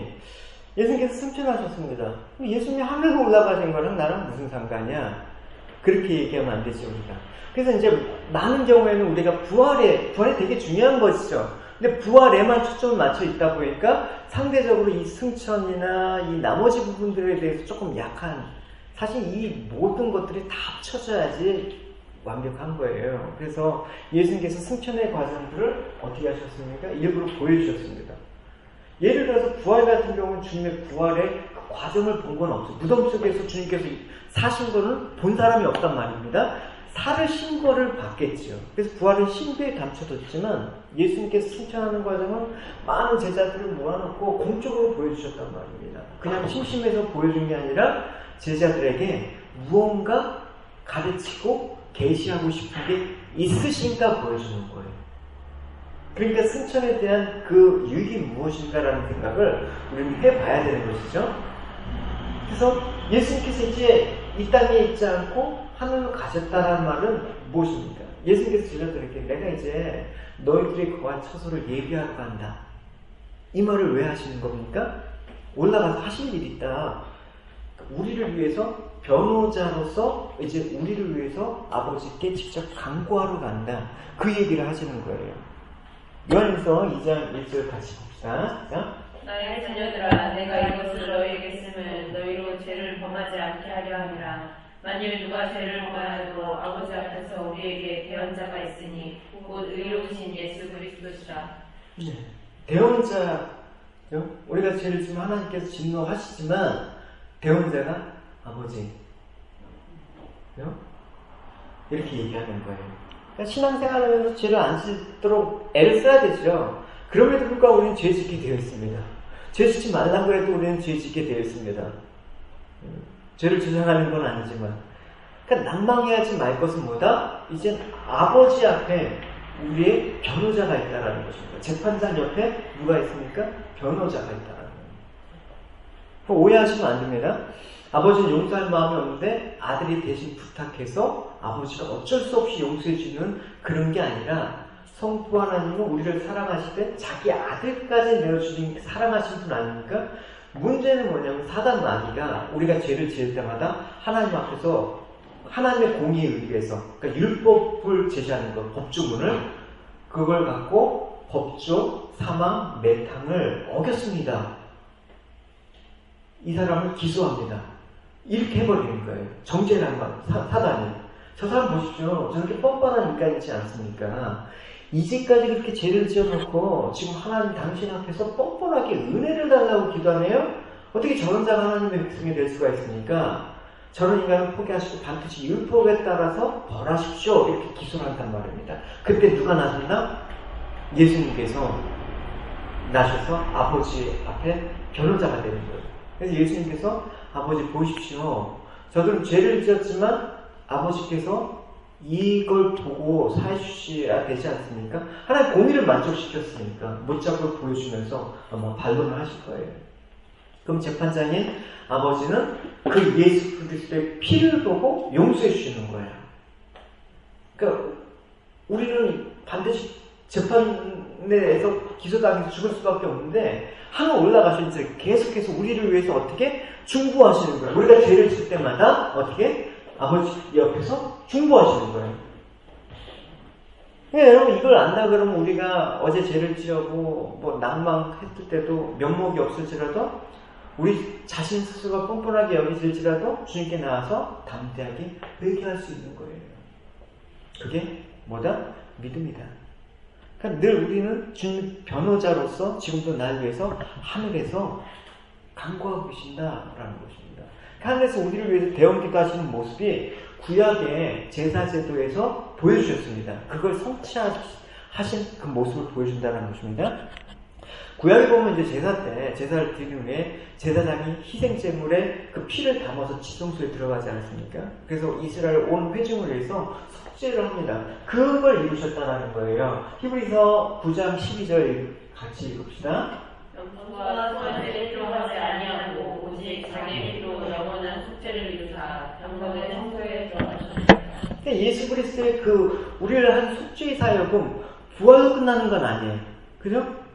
그 부활로 속죄 사역이 끝난 게 아니라 이제 그 피를 갖고 어떻게 한다? 하늘 성소에 올라가신 거예요. 그래서 그것들을 지금도 적용시키는 거예요.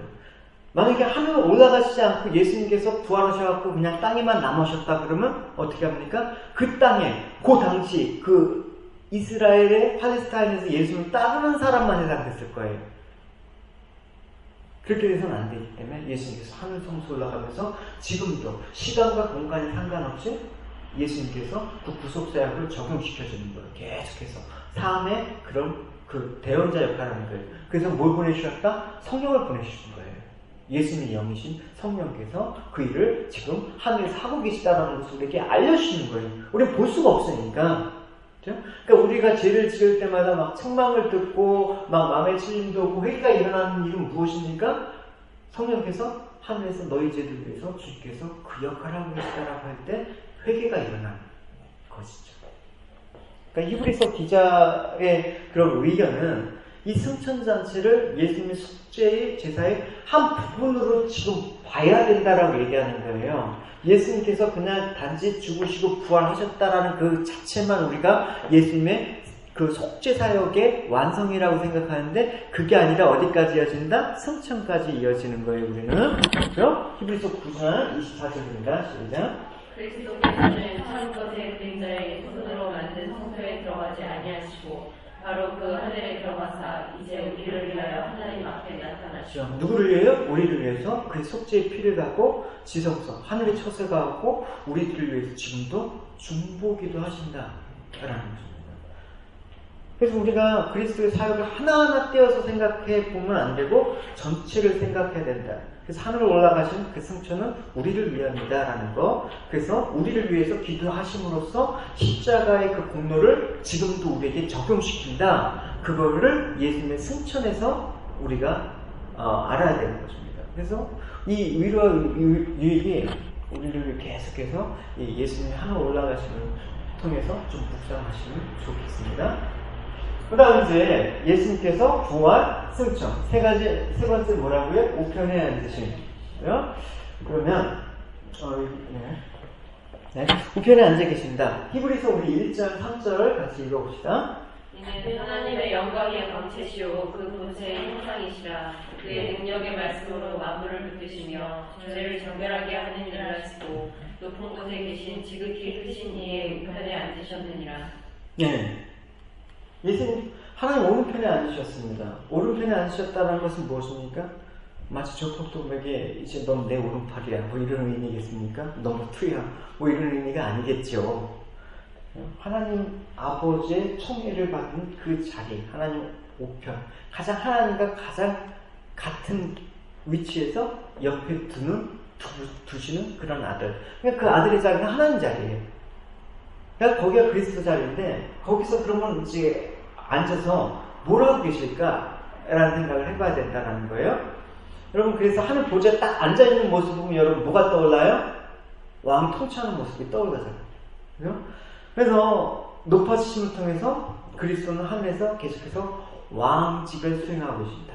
지상에서 왕과 제사장, 선지자 역할을 했던 것처럼 하늘에서도 동일하게 그 역할을 하고 계신다라는 것을 의미하는 것입니다. 하늘 보좌에 앉아서 통치하신다. 그러니까 주님의 보좌 하면 뭐하고 연결해요? 우리는 통치. 그런 찬양의 가사들을 아마 이제 느끼실 수가 있어요. 그렇죠? 예수 우리 왕이여 이곳에 오셔서 보좌로 주여 임하사 찬양을 받아 주소서. 주님을 경배하오니 주님을 찬양하오니 왕이신 예수여 오셔서 자정하사 다스리소서. 이 찬양의 고백이 바로 하나님 우편에 앉아 계신 주님께서 왕으로 우리를 다스린다라는 개념이 있는 찬양이에요. 그래서 여러분 우리가 주님께 경배와 찬양을 할 때 주님의 이런 구속과 관련된 찬양을 올려드리면 정말 그 찬양이 하나님께서 기뻐 받으신다는 것을 알 수가 있어요. 물론 이제 개인적인 고백과 그런 간증의 그런 찬양도 좋지만 저는 예배 때 그런 것들을 선포하면 정말 막 어둠이 물러나고 막 막혔던 사망 권세들이 막 부서지는 게 느껴진단 말이에요. 왕 대신 주님을 선포하면서 되게 능력이 있는 거예요. 문들아 머리 들어라 들릴지어다 영원한 왕 들어가신다. 뭐 이런 찬양을 하는 거예요. 답답하십니까? 왕 대신 주님을 찬양하면서 주님을 높여드리면 놀라운 거예요. 찬양이에요. 그게 기도고 그게 곡조 있는 찬양이에요. 그래서 이런 높아지심을 통해서 왕직을 수행하신다. 우리가 약간 차이는 있죠. 이 땅에서의 그리스도의 왕권과 하늘에서의 왕권은 틀린 개념이에요. 그렇죠? 이 땅에서는 왕권을 갖고 있었지만 선명하게 드러나지 않았습니다. 누가 왕이라고 믿어줬어야지. 낮아지심을 통해서는 잘 드러나지 않지만 이제는 하늘에 오신 높으신 상태에서 왕권을 수행하신단 말입니다. 그러니까 하늘의 기쁨을 우리에게 부어주시면 차원이 다른 것입니다. 하늘의 평화와 하늘의 기쁨. 그래서 이제 하늘과 땅에 있는 모든 것들이 기쁨을 충만하고 영광과 능력의 왕권을 드러내는 거예요. 우리가 예배 중에 이런 기쁨이 있어야 되는 거예요. 예배 중에 왕되신 주님을 찬양하면 우리에게 그 정말 세상에서 잠깐 뭐 기쁜 것을 해봤자 오래 못 가잖아요. 소멸되고 몸만 피곤하고. 근데 예배 드릴 때 이 왕되신 하나님께서 우리에게 그 왕으로서 주시는 그 기쁨이 맛볼 때는 이거는 비할 수가 없는 것입니다. 그 기쁨이 충만한 상태에서 우리가 어떻게 살아가야 된다. 예배가 우리의 힘이 되고 예배가 우리의 기쁨이 되지 않으면 예배는 이거는 정말 못할 짓이 된단 말입니다. 죽어있는 예배예요. 주님께서 그런 예배를 원하실까요? 그래서 왕은 두 가지 역할을 한다고 했죠. 기억나십니까? 하나는 다스리시고 또 하나는 어떻게 원수들을 대적하면 이렇게 자신이 가지고 있는 공권력을 가하면서 군대를 가하면서 이렇게 막아내는 그 역할을 한단 말입니다. 그러면 이제 그의 백성들을 이 교회를 지키시기 위해서 어떻게 합니까? 왕이시니까 이제 천군 천사를 동원해서 대적들을 막아낸단 말입니다. 그러니까 뭐 정말 사단마귀 공격이 심할 때는 어떻게 한다? 왕 대신 주님을 선포하는 거예요. 그래서 사단아 물러가라. 예수 그리스도를 명하노니 떠나갈지어다 하면 놀라운 일이 벌어져요. 그게 우리 교회 안에서, 여러분 가정 안에서, 여러분 직장 안에서 그런 것들이 이제 사업장 안에서 일어나야 되는 거예요. 그래서 이런 높아지심은 계속해서 어떻게 합니까? 아까 승천하고도 관련됐지만 이제 왕으로서의 직분을 수행하시고 또 제사장직으로 또 주님께서 계속해서 지금도 보좌 우편에서 주님을 우리에게 우리 죄를 위해서 강구하시는 제사장, 또 선지자는 뭐예요? 우리 계속해서 구원의 그런 말씀들을 우리에게 계속해서 알려주잖아요. 하나님의 사역자를 통해서 또 하나님의 그런 말씀을 통해서 우리 계속해서 지금도 구원의 경륜들을 가르치잖아요. 지혜, 그 지혜 앞에 겸손해져야 되는 거예요. 지혜 앞에 겸손하지 않으면 교만해지는 거예요. 왜 이런 말 하냐면 목사가 그럴 확률이 제일 높기 때문에 그래요. 내가 성경을 좀 안다고, 내가 좀 경험이 있다고 해서 하나님 말씀을 할 때 너 저런 말을 하네 이런 식으로 하면 지혜에 겸손하지 못한 모습이에요. 그래서 여러분 어쨌든 이 제사장이신 그 주님의 역할은 하늘 보좌 우편에서 지금도 선지자 역할을 하십니다. 이 왕의 세 가지 직분을 연결해서 지금도 수행하시는 그런 높아지심을 우리가 보는 거예요. 그럼 우리가 우편에 앉아 계셨다는 것을 이제 확신하는 삶이란 무엇이겠습니까? 골로새 3장 1절을 보십시오. 읽어봅시다. 시작. 그러므로 너희가 그리스도와 함께 다시 살리심을 받았으면 위의 것을 찾아라. 이제는 그리스도께서 하나님 우편에 앉아 계십니다. 뭐라고요? 이제 위의 것을 찾아라. 말로만 어떻게 하라는 말이 아니라 위의 것을 찾는다고 해서 진짜 고개만 들고 이렇게 찾으면 매너리에 빠집니다. 그게 아니라 위의 것을 찾는다고 해서 뭐 가정도 버리고 직장도 버리고 학교 버리면서 매일 말씀만 읽고 기도하고 전도하고 맨날 산으로 가서 기도원 가서 신학교 간다고 그러면 우리 다 굶어 죽어요. 그게 위의 것을 찾는 게 아니란 말입니다. 물론 이제 부르심을 받는 사람은 이제 그렇게 헌신하는 사람도 나와야겠지만 이렇게 하는 것만이 위의 것을 찾는 게 아니란 말입니다. 우리가 갖고 있는 신앙의 관념이 있습니다. 고정관념이 뭐냐면 늘 영과 육의 이혼론으로 빠지기 쉽다라는 거예요. 솔직히 말해서 영적인 거는 영적으로 생각하는 거는 고상한 거, 육적인 건 되게 터부시하는 거. 이렇게 된다 그러면 안 되는 거예요. 기도와 말씀, 뭐 전도, 목회 얼마든지 이게 영적인 거라고 생각하지만 사실 육적인 게 될 수가 있어요. 제가 설교 시간에 영의 생각과 육의 생각에 대해서 영의 일, 성령의 일 설교한 적이 있잖아요. 그러니까 왜 목회도 육적인 것이 될 수 있느냐? 자기를 위해서 목회하는 사람이 되면 육적인 게 되는 거예요. 경건을 이익으로 재료를 생각해서 하는 것들이 많아진단 말이에요. 그러니까 여러분 미셔너리라고 하잖아요. 그죠? 주님의 말씀을 갖고 사는 사람, 그걸 미셔너리. 목회도 마찬가지입니다. 이게 여러분 하나님을 위해서 하게 될 때만이 영적인 일이 될 수 있지만 나를 위해서 할 때는 비즈니스가 되는 거예요. 교회가 사업장이 되는 거예요. 그러니까 아들을 물려주지. 남주기 싫잖아요. 비즈니스예요, 여러분. 주식회사 예수라는 간판을 달 거는 영업장이란 말이에요. 그렇게 돼서는 안 된다는 것입니다. 다 하나님의 영광을 위해서 말은 하죠. 근데 그게 거짓말이에요. 우리 속으로는 통일이라고 말은 하죠. 막상 우리 살기도 힘든데 무슨 통일이냐. 이 얘기가 나온단 말입니다. 여러분 그러나 반대의 개념을 생각합시다. 꼭 목회자가 안 돼도 좋아요. 여러분 신학교 안 가도 좋아요. 뭐냐? 내가 비즈니스를 한다 하더라도 내가 이 비즈니스를 주를 위해서 한다 그러면 그게 미션입니다. 그게 목회예요. 그러니까 무엇을 하느냐에 자꾸만 초점을 맞추는데 그걸 가지고 얘기하는 게 아니라 어떻게 왜 하느냐가 더 중요한 거예요. 우리 삶들은. 그러니까 성경에 에베소서에 보면 너희들이 직장 상사에서 어떻게 하라 예를 합니까? 죽게 하라. 사람에게 타지 말라. 이걸 그대로 적용시키면 어떻게 해? 그렇게 하는 것이죠. 뭐합니까? 내가 돈 받은 만큼만 딱 하는 사건이에요. 그렇습니까? 예를 들어 그렇게 합시다. 제가 시간당 뭐 최저임금을 해갖고 뭐 한 20불 계산해갖고 제가 하루 한 달 일주일에 한 120시간 일한다고 칩시다. 그거 계산해갖고 나 그거 시간당으로 계산해서 목회한다 그러면 저는 어떻게 되는 거예요? 사건이 되는 거예요. 네. 그건 비즈니스가 되는 거예요. 교회라는 비즈니스가 되는 거예요. 그러나 여러분이 상품을 만들어도 이 상품이 예수님께서 쓰신다고 생각하고 또 사람을 대할 때도 고객을 대할 때도 이 고객이 주님을 위해서 보내신 분이라고 서비스하는 거, 이 음식을 만들어도 이건 예수님께 대접해드릴 정말 귀한 음식이야 이런 생각을 만들고 그런 생각으로 직장 생활하고 사업을 하면 그건 비즈니스가 아니라 그건 목회예요. 미셔너리가 되는 것입니다. 저는 여러분 목회자가 되길 원해요.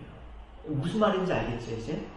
여러분들이 사역자가 되기를 원하는데 그런 거예요. 무슨 뭐 신학교 나와갖고 여러분 뭐 그냥 성경 지식 몇 분도 안 되는 거 같고 그거 갖고 뭐 자랑하고 그런 사역자가 아니라 여러분들이 사역자예요. 여러분들이 미셔너리예요. 여러분들이 선교사예요. 그렇죠? 괜히 선교사라고 뭐 그냥 목에 힘주면서 그냥 술집에갖고 수프 마시고 그런 선교사 말고요. 그건 선교사도 아니죠. 왜 선교사라고 얘기합니까? 그냥 아저씨라고 하는 차라리 주님께 욕이나 안 먹지. 선교사라고 하면서 여러분들이 선교사가 돼야 됩니다. 할렐루야? 네. 여러분이 목회자예요. 그래서 하나님이 기뻐 받으시는 것도 예배를 해봅시다. 예배도 육적인 것도 될 수 있고 영적인 것도 될 수가 있습니다. 여러분이 영적인 하나님께서 원하시는 예배는 뭐예요? 신령과 지적으로 드리는 예배를 내가 기뻐 받는다. 그럼 뭐예요? 영적인 예배를 드리라는 거예요. 자꾸만 육을 위해서 뭔가를 하고 그러니까 여러분 주를 위해서 또 어떻게? 열심히 직장생활 주를 위해서 열심히 가정을 잘 가꾸셔야 돼요. 주를 위해서 열심히 사업도 꾸려가셔야 되는 거예요. 그게 위의 것을 찾는다는 개념이에요. 그래서 여러분들 이제 나는 목회자라고 나는 미셔너리라고 생각하면서 여러분 가정과 직장과 사업장가 있으셔야 되는 것입니다.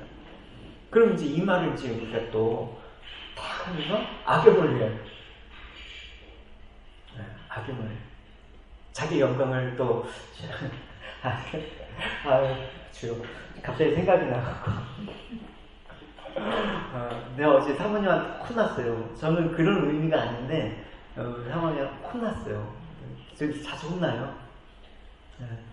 뭐냐면 어제 비리테스에서 하는데 머리를 커팅했잖아요. 잘 어울리니까 와서 사람들이 와 너무 잘 어울린다, 너무 예쁘다, 그죠? 사실이지만 어쨌든 이렇게 다 얘기하는데 다 했는데 예뻐요 이렇게 하는데 제가 한마디 했어요. 뭐라고 했냐면 남편의 사랑을 받아서 예쁜 거예요. 저는 그냥 사랑한다라는 표현을 했을 뿐인데 아내가 와서 화를 내더라고요. 그 왜 화난 일이야? 전 이해를 못했어요. 나도 이해가 안 되는데. 그죠? 여러분 이해 안 가시죠? 그런 말을 듣고 싶었는데. 저는 그냥 사랑해 이런 표현 쑥스러우니까 그 그 위에서 그렇게 얘기한 건데 당신은 내가 아름다운 거 왜 당신이 공로를 취해? 깜짝이야. 내가 아름다운 건 내 자체로 봐줘야지. 왜 당신이 잘한 걸 해갖고 당신이 영광을 취해? 내 아름다움. 저 뜨끔했어요. 그런 거구나. 사랑자가 정말요? 아니, 뭐 싸운 거 아니, 내가 회개했지. 예.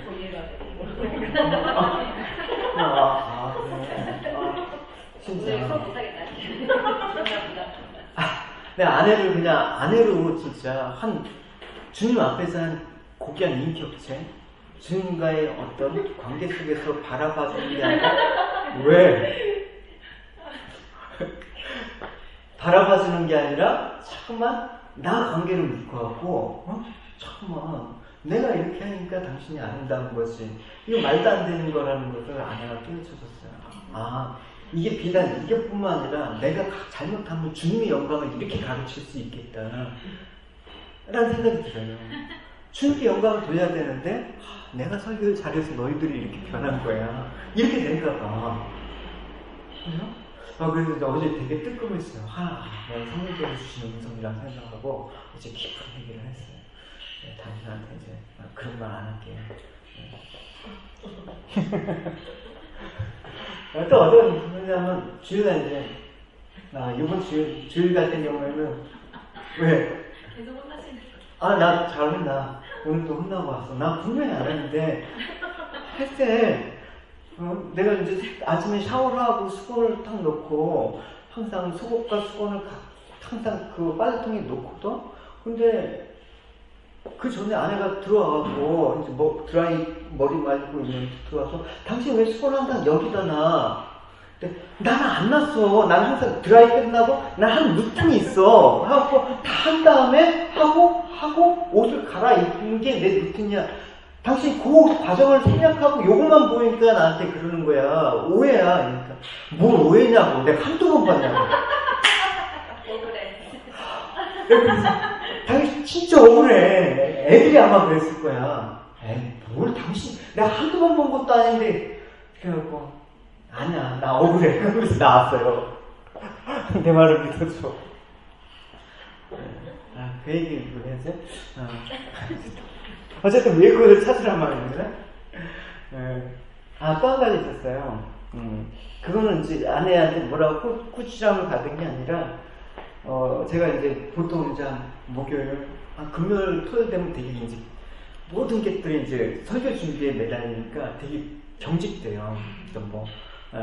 온통 신경도 곤두서 있고, 그러니까 지금은 이제 교육관에서 이제 준비를 해서 좀 덜하지만 예전에는 집에서 그걸 했기 때문에 금요일만 되면 이제 아무도 내가 방 안에만 있는데도 조용조용히 막 쥐죽은 듯이 막 그런 거였어요.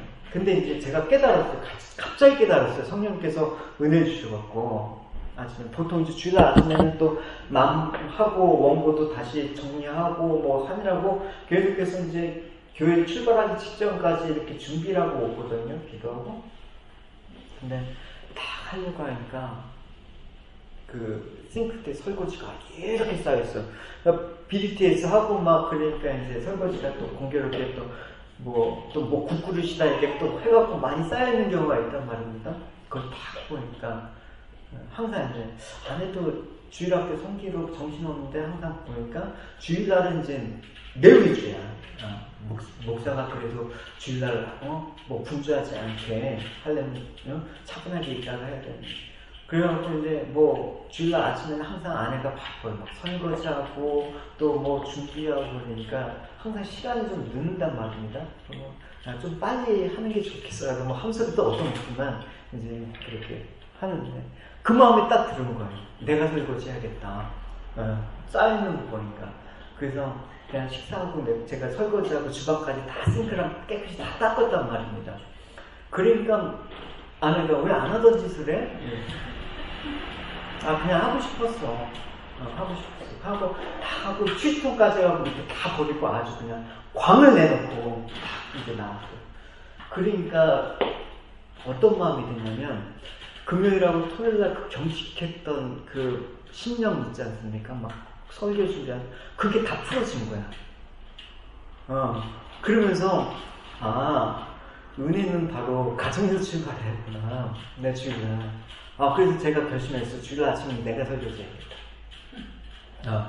그래서 이 좀 부드럽게 운동할 때도 준비 운동하고 목 풀고 하잖아요. 내가 이 경직된 마음을 갖고 교회 지체들한테 가면 이게 풀어지지 않는 상태에서 내 감정 처리가 안 되는 수도 있고 갑자기 하다 보면 자기 의로운 분노에 그냥 해서 주님의 영광을 가릴 수가 있겠구나라는 생각을 하니까 설거지라고 아침에 좀 일을 도와주니까 마음이 그렇게 편한 거예요. 아내가 너무 또 기뻐하는 모습 보고 이제 그리고 저녁 때 얘기를 했어요. 얘기를 하니까 사모님 그래 고맙다고 그 말 한마디 들으니까 또 날 것 같아요. 뭐 주일날 뭐 이게 탁 입가 지쳐있는데 고맙다는 말 한마디 그러니까 피로가 다 풀리더라고요. 그리고 한 마디를 했는데 사람은 어쨌든 영적으로 깨끗해지기 위해서는 자기 주변도 깨끗해야지 영적으로도 깨끗해진다. 정결하게 된다. 그러니까 뭐 주방, 뭐 설거지, 뭐 청소 이런 것들 소홀해서는 영적으로도 깨끗하지 않은 연관이 된다. 정말 그 말 공감했어요.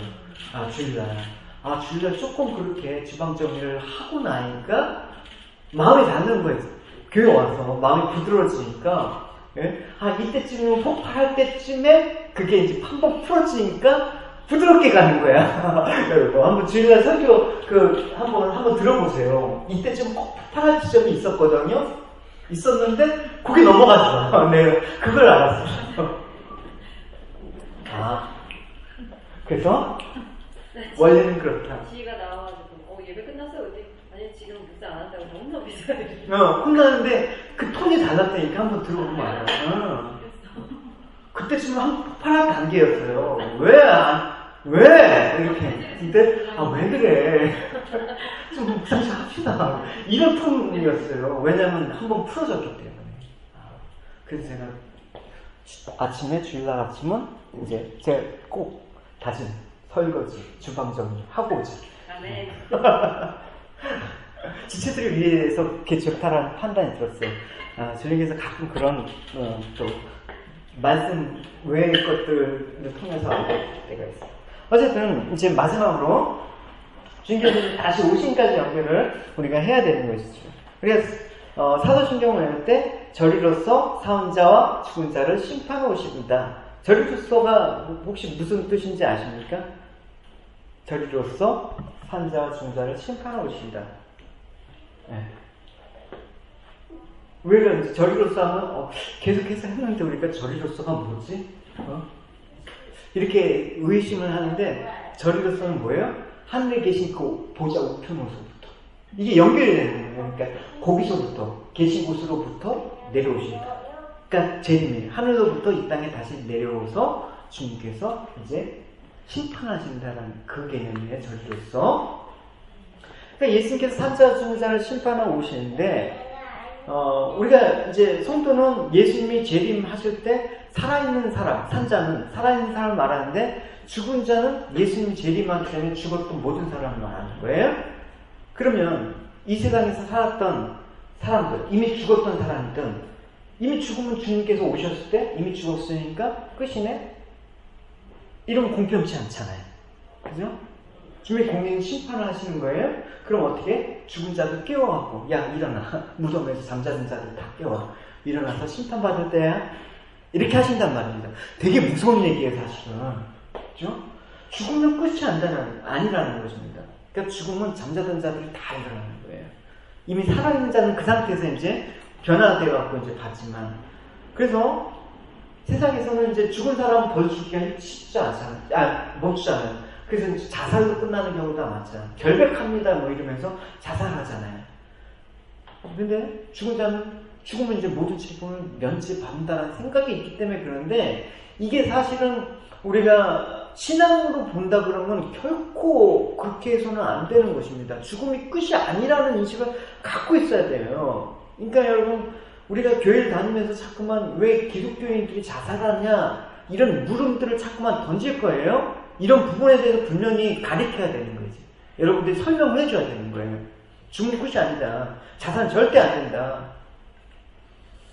그래서 뭐 간혹 옛날에 뭐 그 부관 참식에서 죽은 사람 관에서 끄면서 그 뭐 그렇게 하는 경우도 있지만 그건 넌센스입니다. 뭐 그 의미도 없고요.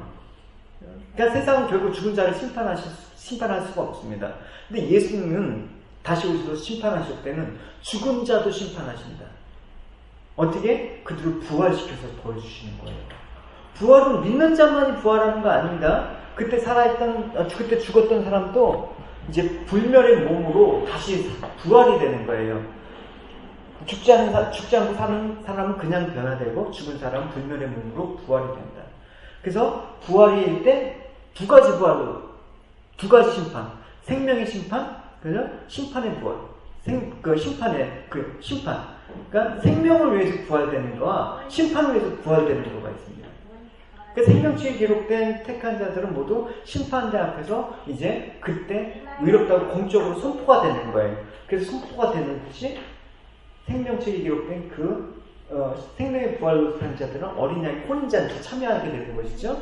그럼 나머지 사람도 어떻게? 어린 양이 심판을 받는 거예요. 예수님의 이제 백보장에서 심판을 받는 거예요. 공의로.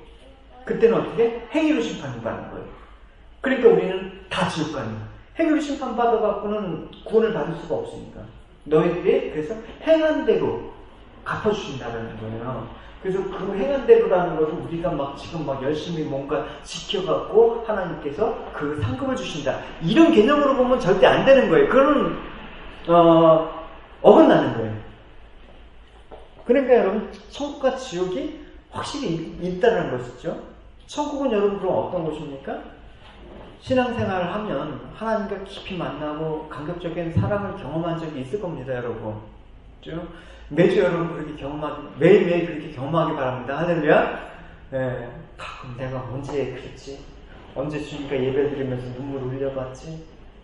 언제 이런 감동이 왔지? 이렇게 감감을 하시면 안 돼요. 네, 지금 위험한 분들이 몇 분 계세요.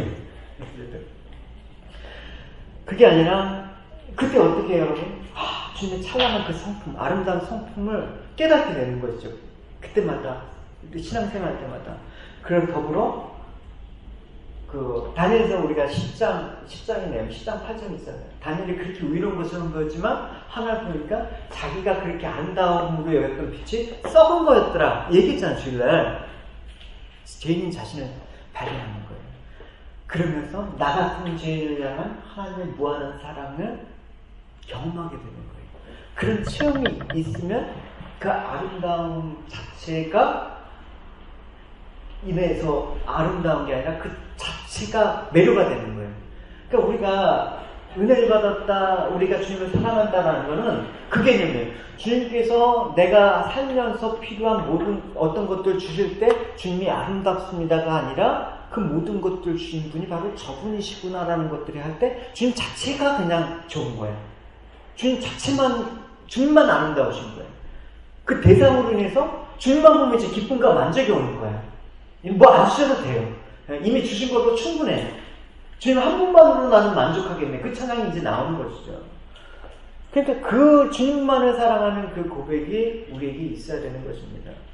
근데 우리가 이 세상에서 깨달은 그런 깨달음이 있잖아요. 부분적인 깨달음이에요. 어느 때는 깨달아지고 어느 때는 까먹고 어느 때는 모르겠고 어느 때는 주님 왜 이러십니까? 라고 원망할 때도 있고. 왜냐? 아직은 죄의 영향력과 육신의 연약함으로 인해서 깨달아지는 게 부분적이에요. 사도 바울은 너희가 지금은 거울을 보는 것 같이 희미하게 보이지만 그때 가면 얼굴과 얼굴을 맞대고 분명하고 선명하게 볼 거야 라고 하는 거예요. 거울은 이런 거울이 아니라 옛날 청동 거울, 빛은 그냥 거의 그림자 같은 수준. 그러니까 여러분 각각 믿음과 성마의 정도도 어떻게 상대적으로 깨닫는 그런 것들이 다 다른 거예요. 그래서 우리 신앙이 다 다른 거예요. 그러니까 여러분 여기 지금 예수다 신화 과정은 조금 우리가 처음에 다룬 것보다 조금 더 깊은 내용을 다루고 있는 내용들이 그런 거예요. 거쳤으니까. 그죠? 네. 그럼 여러분 물읍시다. 이제 천국이 어떤 곳입니까? 라고 한다. 그러면 이제 주님과 함께 있는 그 기쁨과 감사가 무한대로 확장되는 그런 거예요. 이제 부분적인 게 아니라 늘 충만이에요. 그때는 믿음이 필요 없어요. 직접 보는데 안 보일 때는 믿음이 필요한 거지. 그때는 믿음도 필요 없다니까. 우리 삶 자체가 그냥 믿음이라는 거니까요. 그러니까 매 순간마다 막 새롭게 전개되고 막 기쁨이 넘치는 곳이 천국이라고 생각을 하면 됩니다. 근데 여러분 주의하실 게 어떤 사람은 천국과 지옥 간증 여러분 많이 들어보셨겠지만 천국에 가면 화려한 보석이 있고 더 이상 불행도 없고 병들지 않고 영원한 행복하게 먹고 마시면서 생각하는데 그건 오해입니다. 천국은 먹고 마시는 데 있지 않습니다. 천국의 기쁨은 그렇게 뒹굴고 놀고 내 마음대로 하는 게 천국이 아니에요. 수많은 사람들은 요한계시록의 그 천국의 그 영광을 묘사하기 위해서 쓴 그런 표현들을 진짜 실제로 금과 은과 보석이 찬란하고 화려한 집에서 살고 있는 행복한 꿈을 꾸며 천국에 가면 내 집은 아마 뭐 5층짜리 한옥집이야. 네, 뭐 다이아몬드로 공기놀이에.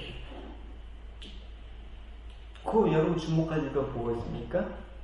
여러분 천국 가서 그 보석을 가지면 무슨 의미가 있습니까? 그 보석 갖고 누구한테 팔아요? 그 보석을 팔때 천국에 돈 있으면 돈이 필요 없잖아요. 그러니까 뭐 하겠습니까? 그러니까 그런 행복을 믿고 예수님 바라는 건 뭐다? 가짜라는 거예요, 여러분.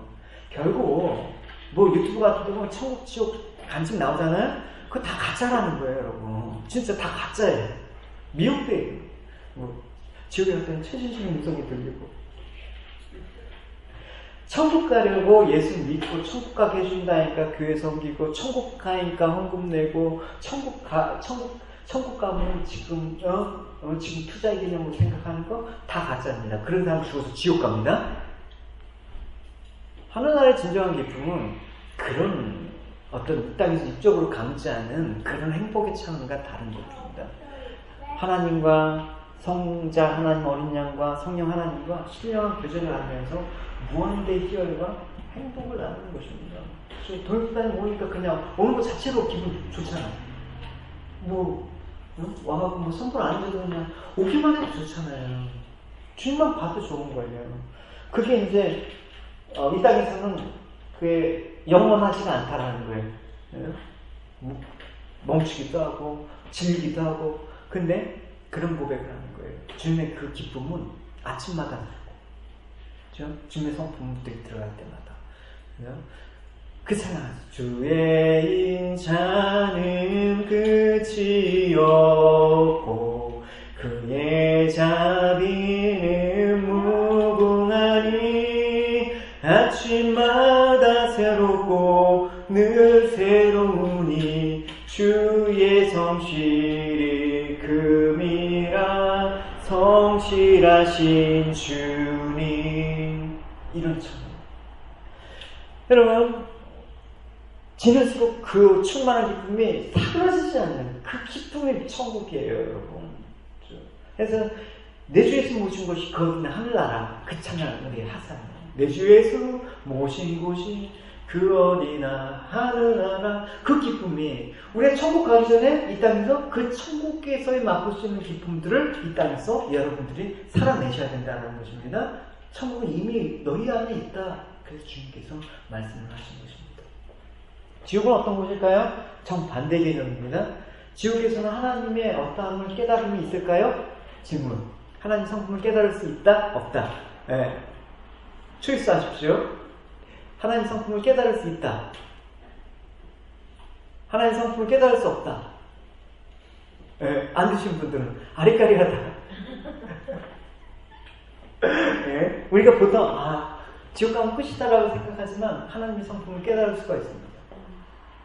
어떤 성품이냐? 하나님의 엄격하심, 하나님의 엄미하심, 하나님의 공의로우신 공명정대하심, 무시무시한 이 하나님의 성품들을 깨닫는. 그러니까 그 성품이 비출 때마다 자신의 존재들이 막 치를 떨고 두려워하는 거예요. 여러분, 이 세상을 살면서 큰 두려움을 경험해 보신 적이 있을 것입니다. 상상을 한번 해보십시오. 그 두려움을 경험했을 때 정말 이런 두려움들이 매일 반복된다고 하면 살 것 같아요? 정말 지옥 같아. 이런 얘기들 우리 많이 하잖아요. 왜냐? 아침마다 늘 새로운 그 지옥과 같은 공포가 몰려들 때. 그게 지옥이란 말입니다. 근데 여러분, 이 땅에서 지옥과 같은 삶을 살 수 있어요. 천국 같은 삶 살 수가 있습니다. 그렇죠? 천국 같은 삶을 살기 원합니다. 지옥에서 그 견딜 수 없는 날마다, 그것도 영원히 공포에 전이되면서 그걸 또 내 지성이 인지를 하네. 아픔을 인지 못하면 불이 타다 아프지 않으면 찜질방이라고 생각하면서 있으면 되죠. 그게 아니잖아. 아픔을 또 동일하게 느껴요. 이 신경은 그대로 살아있단 말입니다. 그 하나님의 진노에 무시무시하면서 이 육체는 불에 타갖고 막 구더기가 살을 파먹으면서 몸소 진 고통과 형벌이 있는 것이 지옥이란 말입니다. 가장 절망적인 사실은 뭐냐? 구원받을 기회가 없다라는 건데. 그래서 고린도 후서에 지금 구원받을 때고 은혜의 때라고 얘기를 하는 이유가 지금이다. 아직 주님이 오시기 전에 공의 심판 행하시기 전에 지금 구원을 받고 은혜를 받아야 될 그런 것이 필요하다. 여러분 천국에 들어간 상태에서는 우리가 죄를 지내야 지을 수 없는 상태인 것처럼 지옥에 가잖아요. 사람들이 뉘우치거나 용서를 받을 수 없는 상태로 들어가는 거예요. 더 이상은. 그래서 여러분 천국에서 하나님의 은혜의 영광을 바라보면서 막 기쁨을 찬송하는 성도들 향해서 영광을 받으시지만 또 지옥에서 그 자신의 죄악으로 인해서 하나님 공의 심판으로 그렇게 타들어가는 심판 속에서 하나님께서 영광을 받으시는 거예요. 하나님은 모든 만물을 통해서 영광을 받으세요. 그죠? 천국 백성들을 향해서 영광 받는 것과 지옥에서 이 진노를 통해서 영광 받는 것 다르지만 하나님은 어떤 식으로든 영광을 받으십니다. 그러면 어떤 하나님 영광을 보여줍니까? 이제 우리는 그 영광도 생각을 해봐야 돼요. 주님 큰 영광 받으셔서 하는데 어떤 영광? 천국 백성으로서 이 무한한 기쁨과 충만한 그 영광을 받으십시오. 이런 고백을 해야죠. 그렇죠? 그래서 좀 짓궂게 이렇게도 얘기할 수 있어요. 믿지 않는 사람들도 당신도 하나님께 영광을 돌리고 있습니다. 그렇죠? 또 우리가 어디로 가야 되는 자이다? 바로 예수 믿고 구원받고 천국 백성이 된 그런 곳으로 가야 된다. 그래서 주님께서 이 땅에 다시 오셨을 때 이 모든 심판을 위해서 재림하셔서 그때는 이제 세상 역사가 종결이 되는 거예요. 그때는 이제 행한 대로 갚아주신다. 그러니까 그런 날이 반드시 올 때 우리는 어떻게 살아야 되나 그렇게 마지막으로 누가복음 21장의 말씀입니다. 너희들 스스로 조심하라. 그렇지 않으면 방탕함과 술 취함과 생활의 염려로 마음이 분하여지고 뜻밖의 그날이 그와 같이 너희에게 임하리라. 이날은 온 지구상에 거하는 모든 사람에게 임하리라. 이러므로 너희는 장차 올 이 모든 일들이 피하고 인자 앞에 서도록 항상 기도하며 깨어있으라 하시니라. 어떻게 깨어있어야 돼요. 장차 있을 주님이 다시 오심을 생각하면서 그때의 심판을 생각하면서 두렵고 떨림으로 어떻게 구원을 이루어간다 라는 것입니다. 그래서 하루하루 영적으로 깨어있는 삶을 살아야 되는 것입니다. 근데 뭐 신자는 막 두렵고 떨림이라고 막 내가 잘못하면 지옥에 가지 이런 게 아니에요. 그건 경외하는 하나님을 경외하는 진짜 존경하고 내가 이런 존재로 나를 구원해주신 하나님을 경외하는 마음으로 두렵고 떨리는 마음으로 가는 거예요. 그러니까 공포의 시간이 우린 지옥에 우리 행위에 따라서 지옥의 심판을 면제를 받았다라는 그 감사함으로 나가야 되는 것입니다. 그게 깨있는 거예요. 계속 얘기했잖아요. 가능한 여인 병들자를 고쳐주고 죄짓지 말아라. 그게 뭐라고요? 이 하나님의 은혜를 예수님의 은혜를 잊어먹지 말아라. 그게 죄짓지 않는 거라고 얘기했잖아요. 이 마음으로 사는 거예요. 이 마음을 갖고 사는 게 깨어있는 거예요. 그러니까 많은 사람들은 주님의 재림과 심판을 살 때 되게 무서워합니다. 그러니까 내 삶을 볼 때 지은 죄가 많거든요. 그래서 내가 생활하는 신앙생활을 보면서 주님 지금 빨리 안 오셨으면 좋겠습니다. 아직 주님 오시면 안 됩니다. 라고 말하는 거예요. 이건 정말 큰일 나는 거예요. 물론 죄에 대해서 우리가 회개는 해야 되겠지만 자꾸만 주님의 그 재림에 대해서 무섭고 두렵게 생각하면 아주 잘못된 생각입니다. 왜 은혜교회 그 신옥주 왜 그 목사가 막 피지에 막 그 피난처를 마련하고 막 지금 사회적으로 문제가 되고 구속됐습니까? 잘못된 거 재림에 대해서 잘못된 인식과 이 두려움으로 조장해서 자꾸만 그것들을 드러나는 모습으로 강요를 하는 거 이게 이단의 전형적인 모습이란 말입니다. 속지 말씀 때는 이런 부분에 대해서 여러분 속지 말으셔야 되는 것입니다. 여러분 주님의 재림은 두렵고 떨리는 일이지만 우리한테는 어떻게 간절한 소망이 되어야 된다는 것입니다. 할렐루야. 왜요?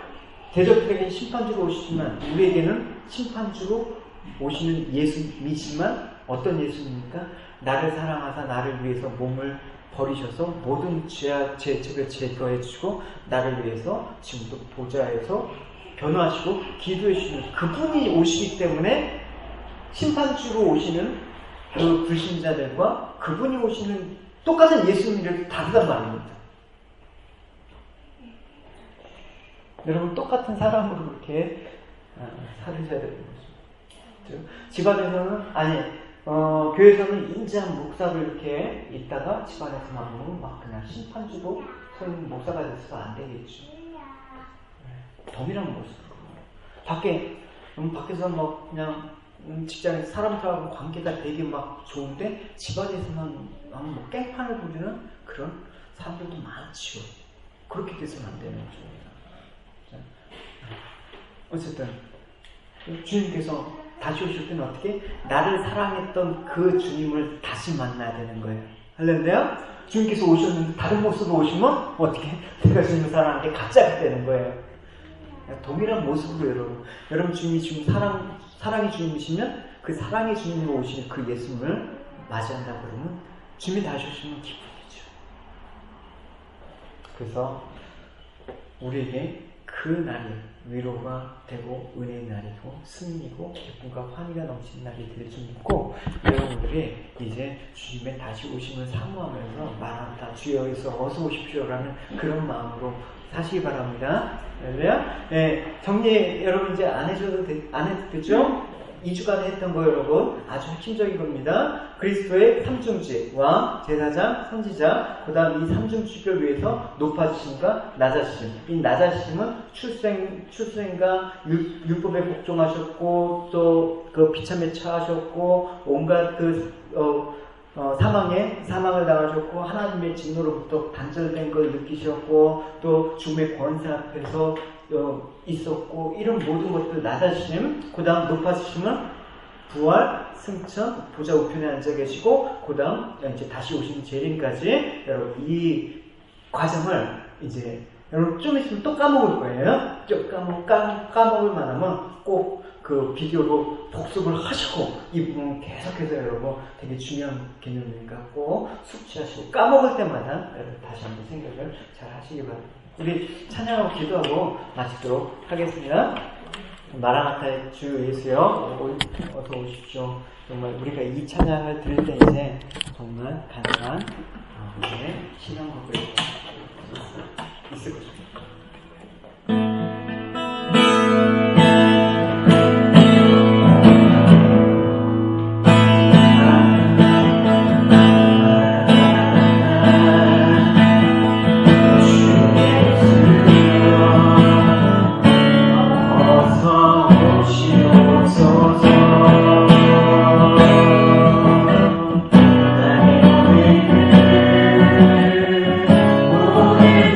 So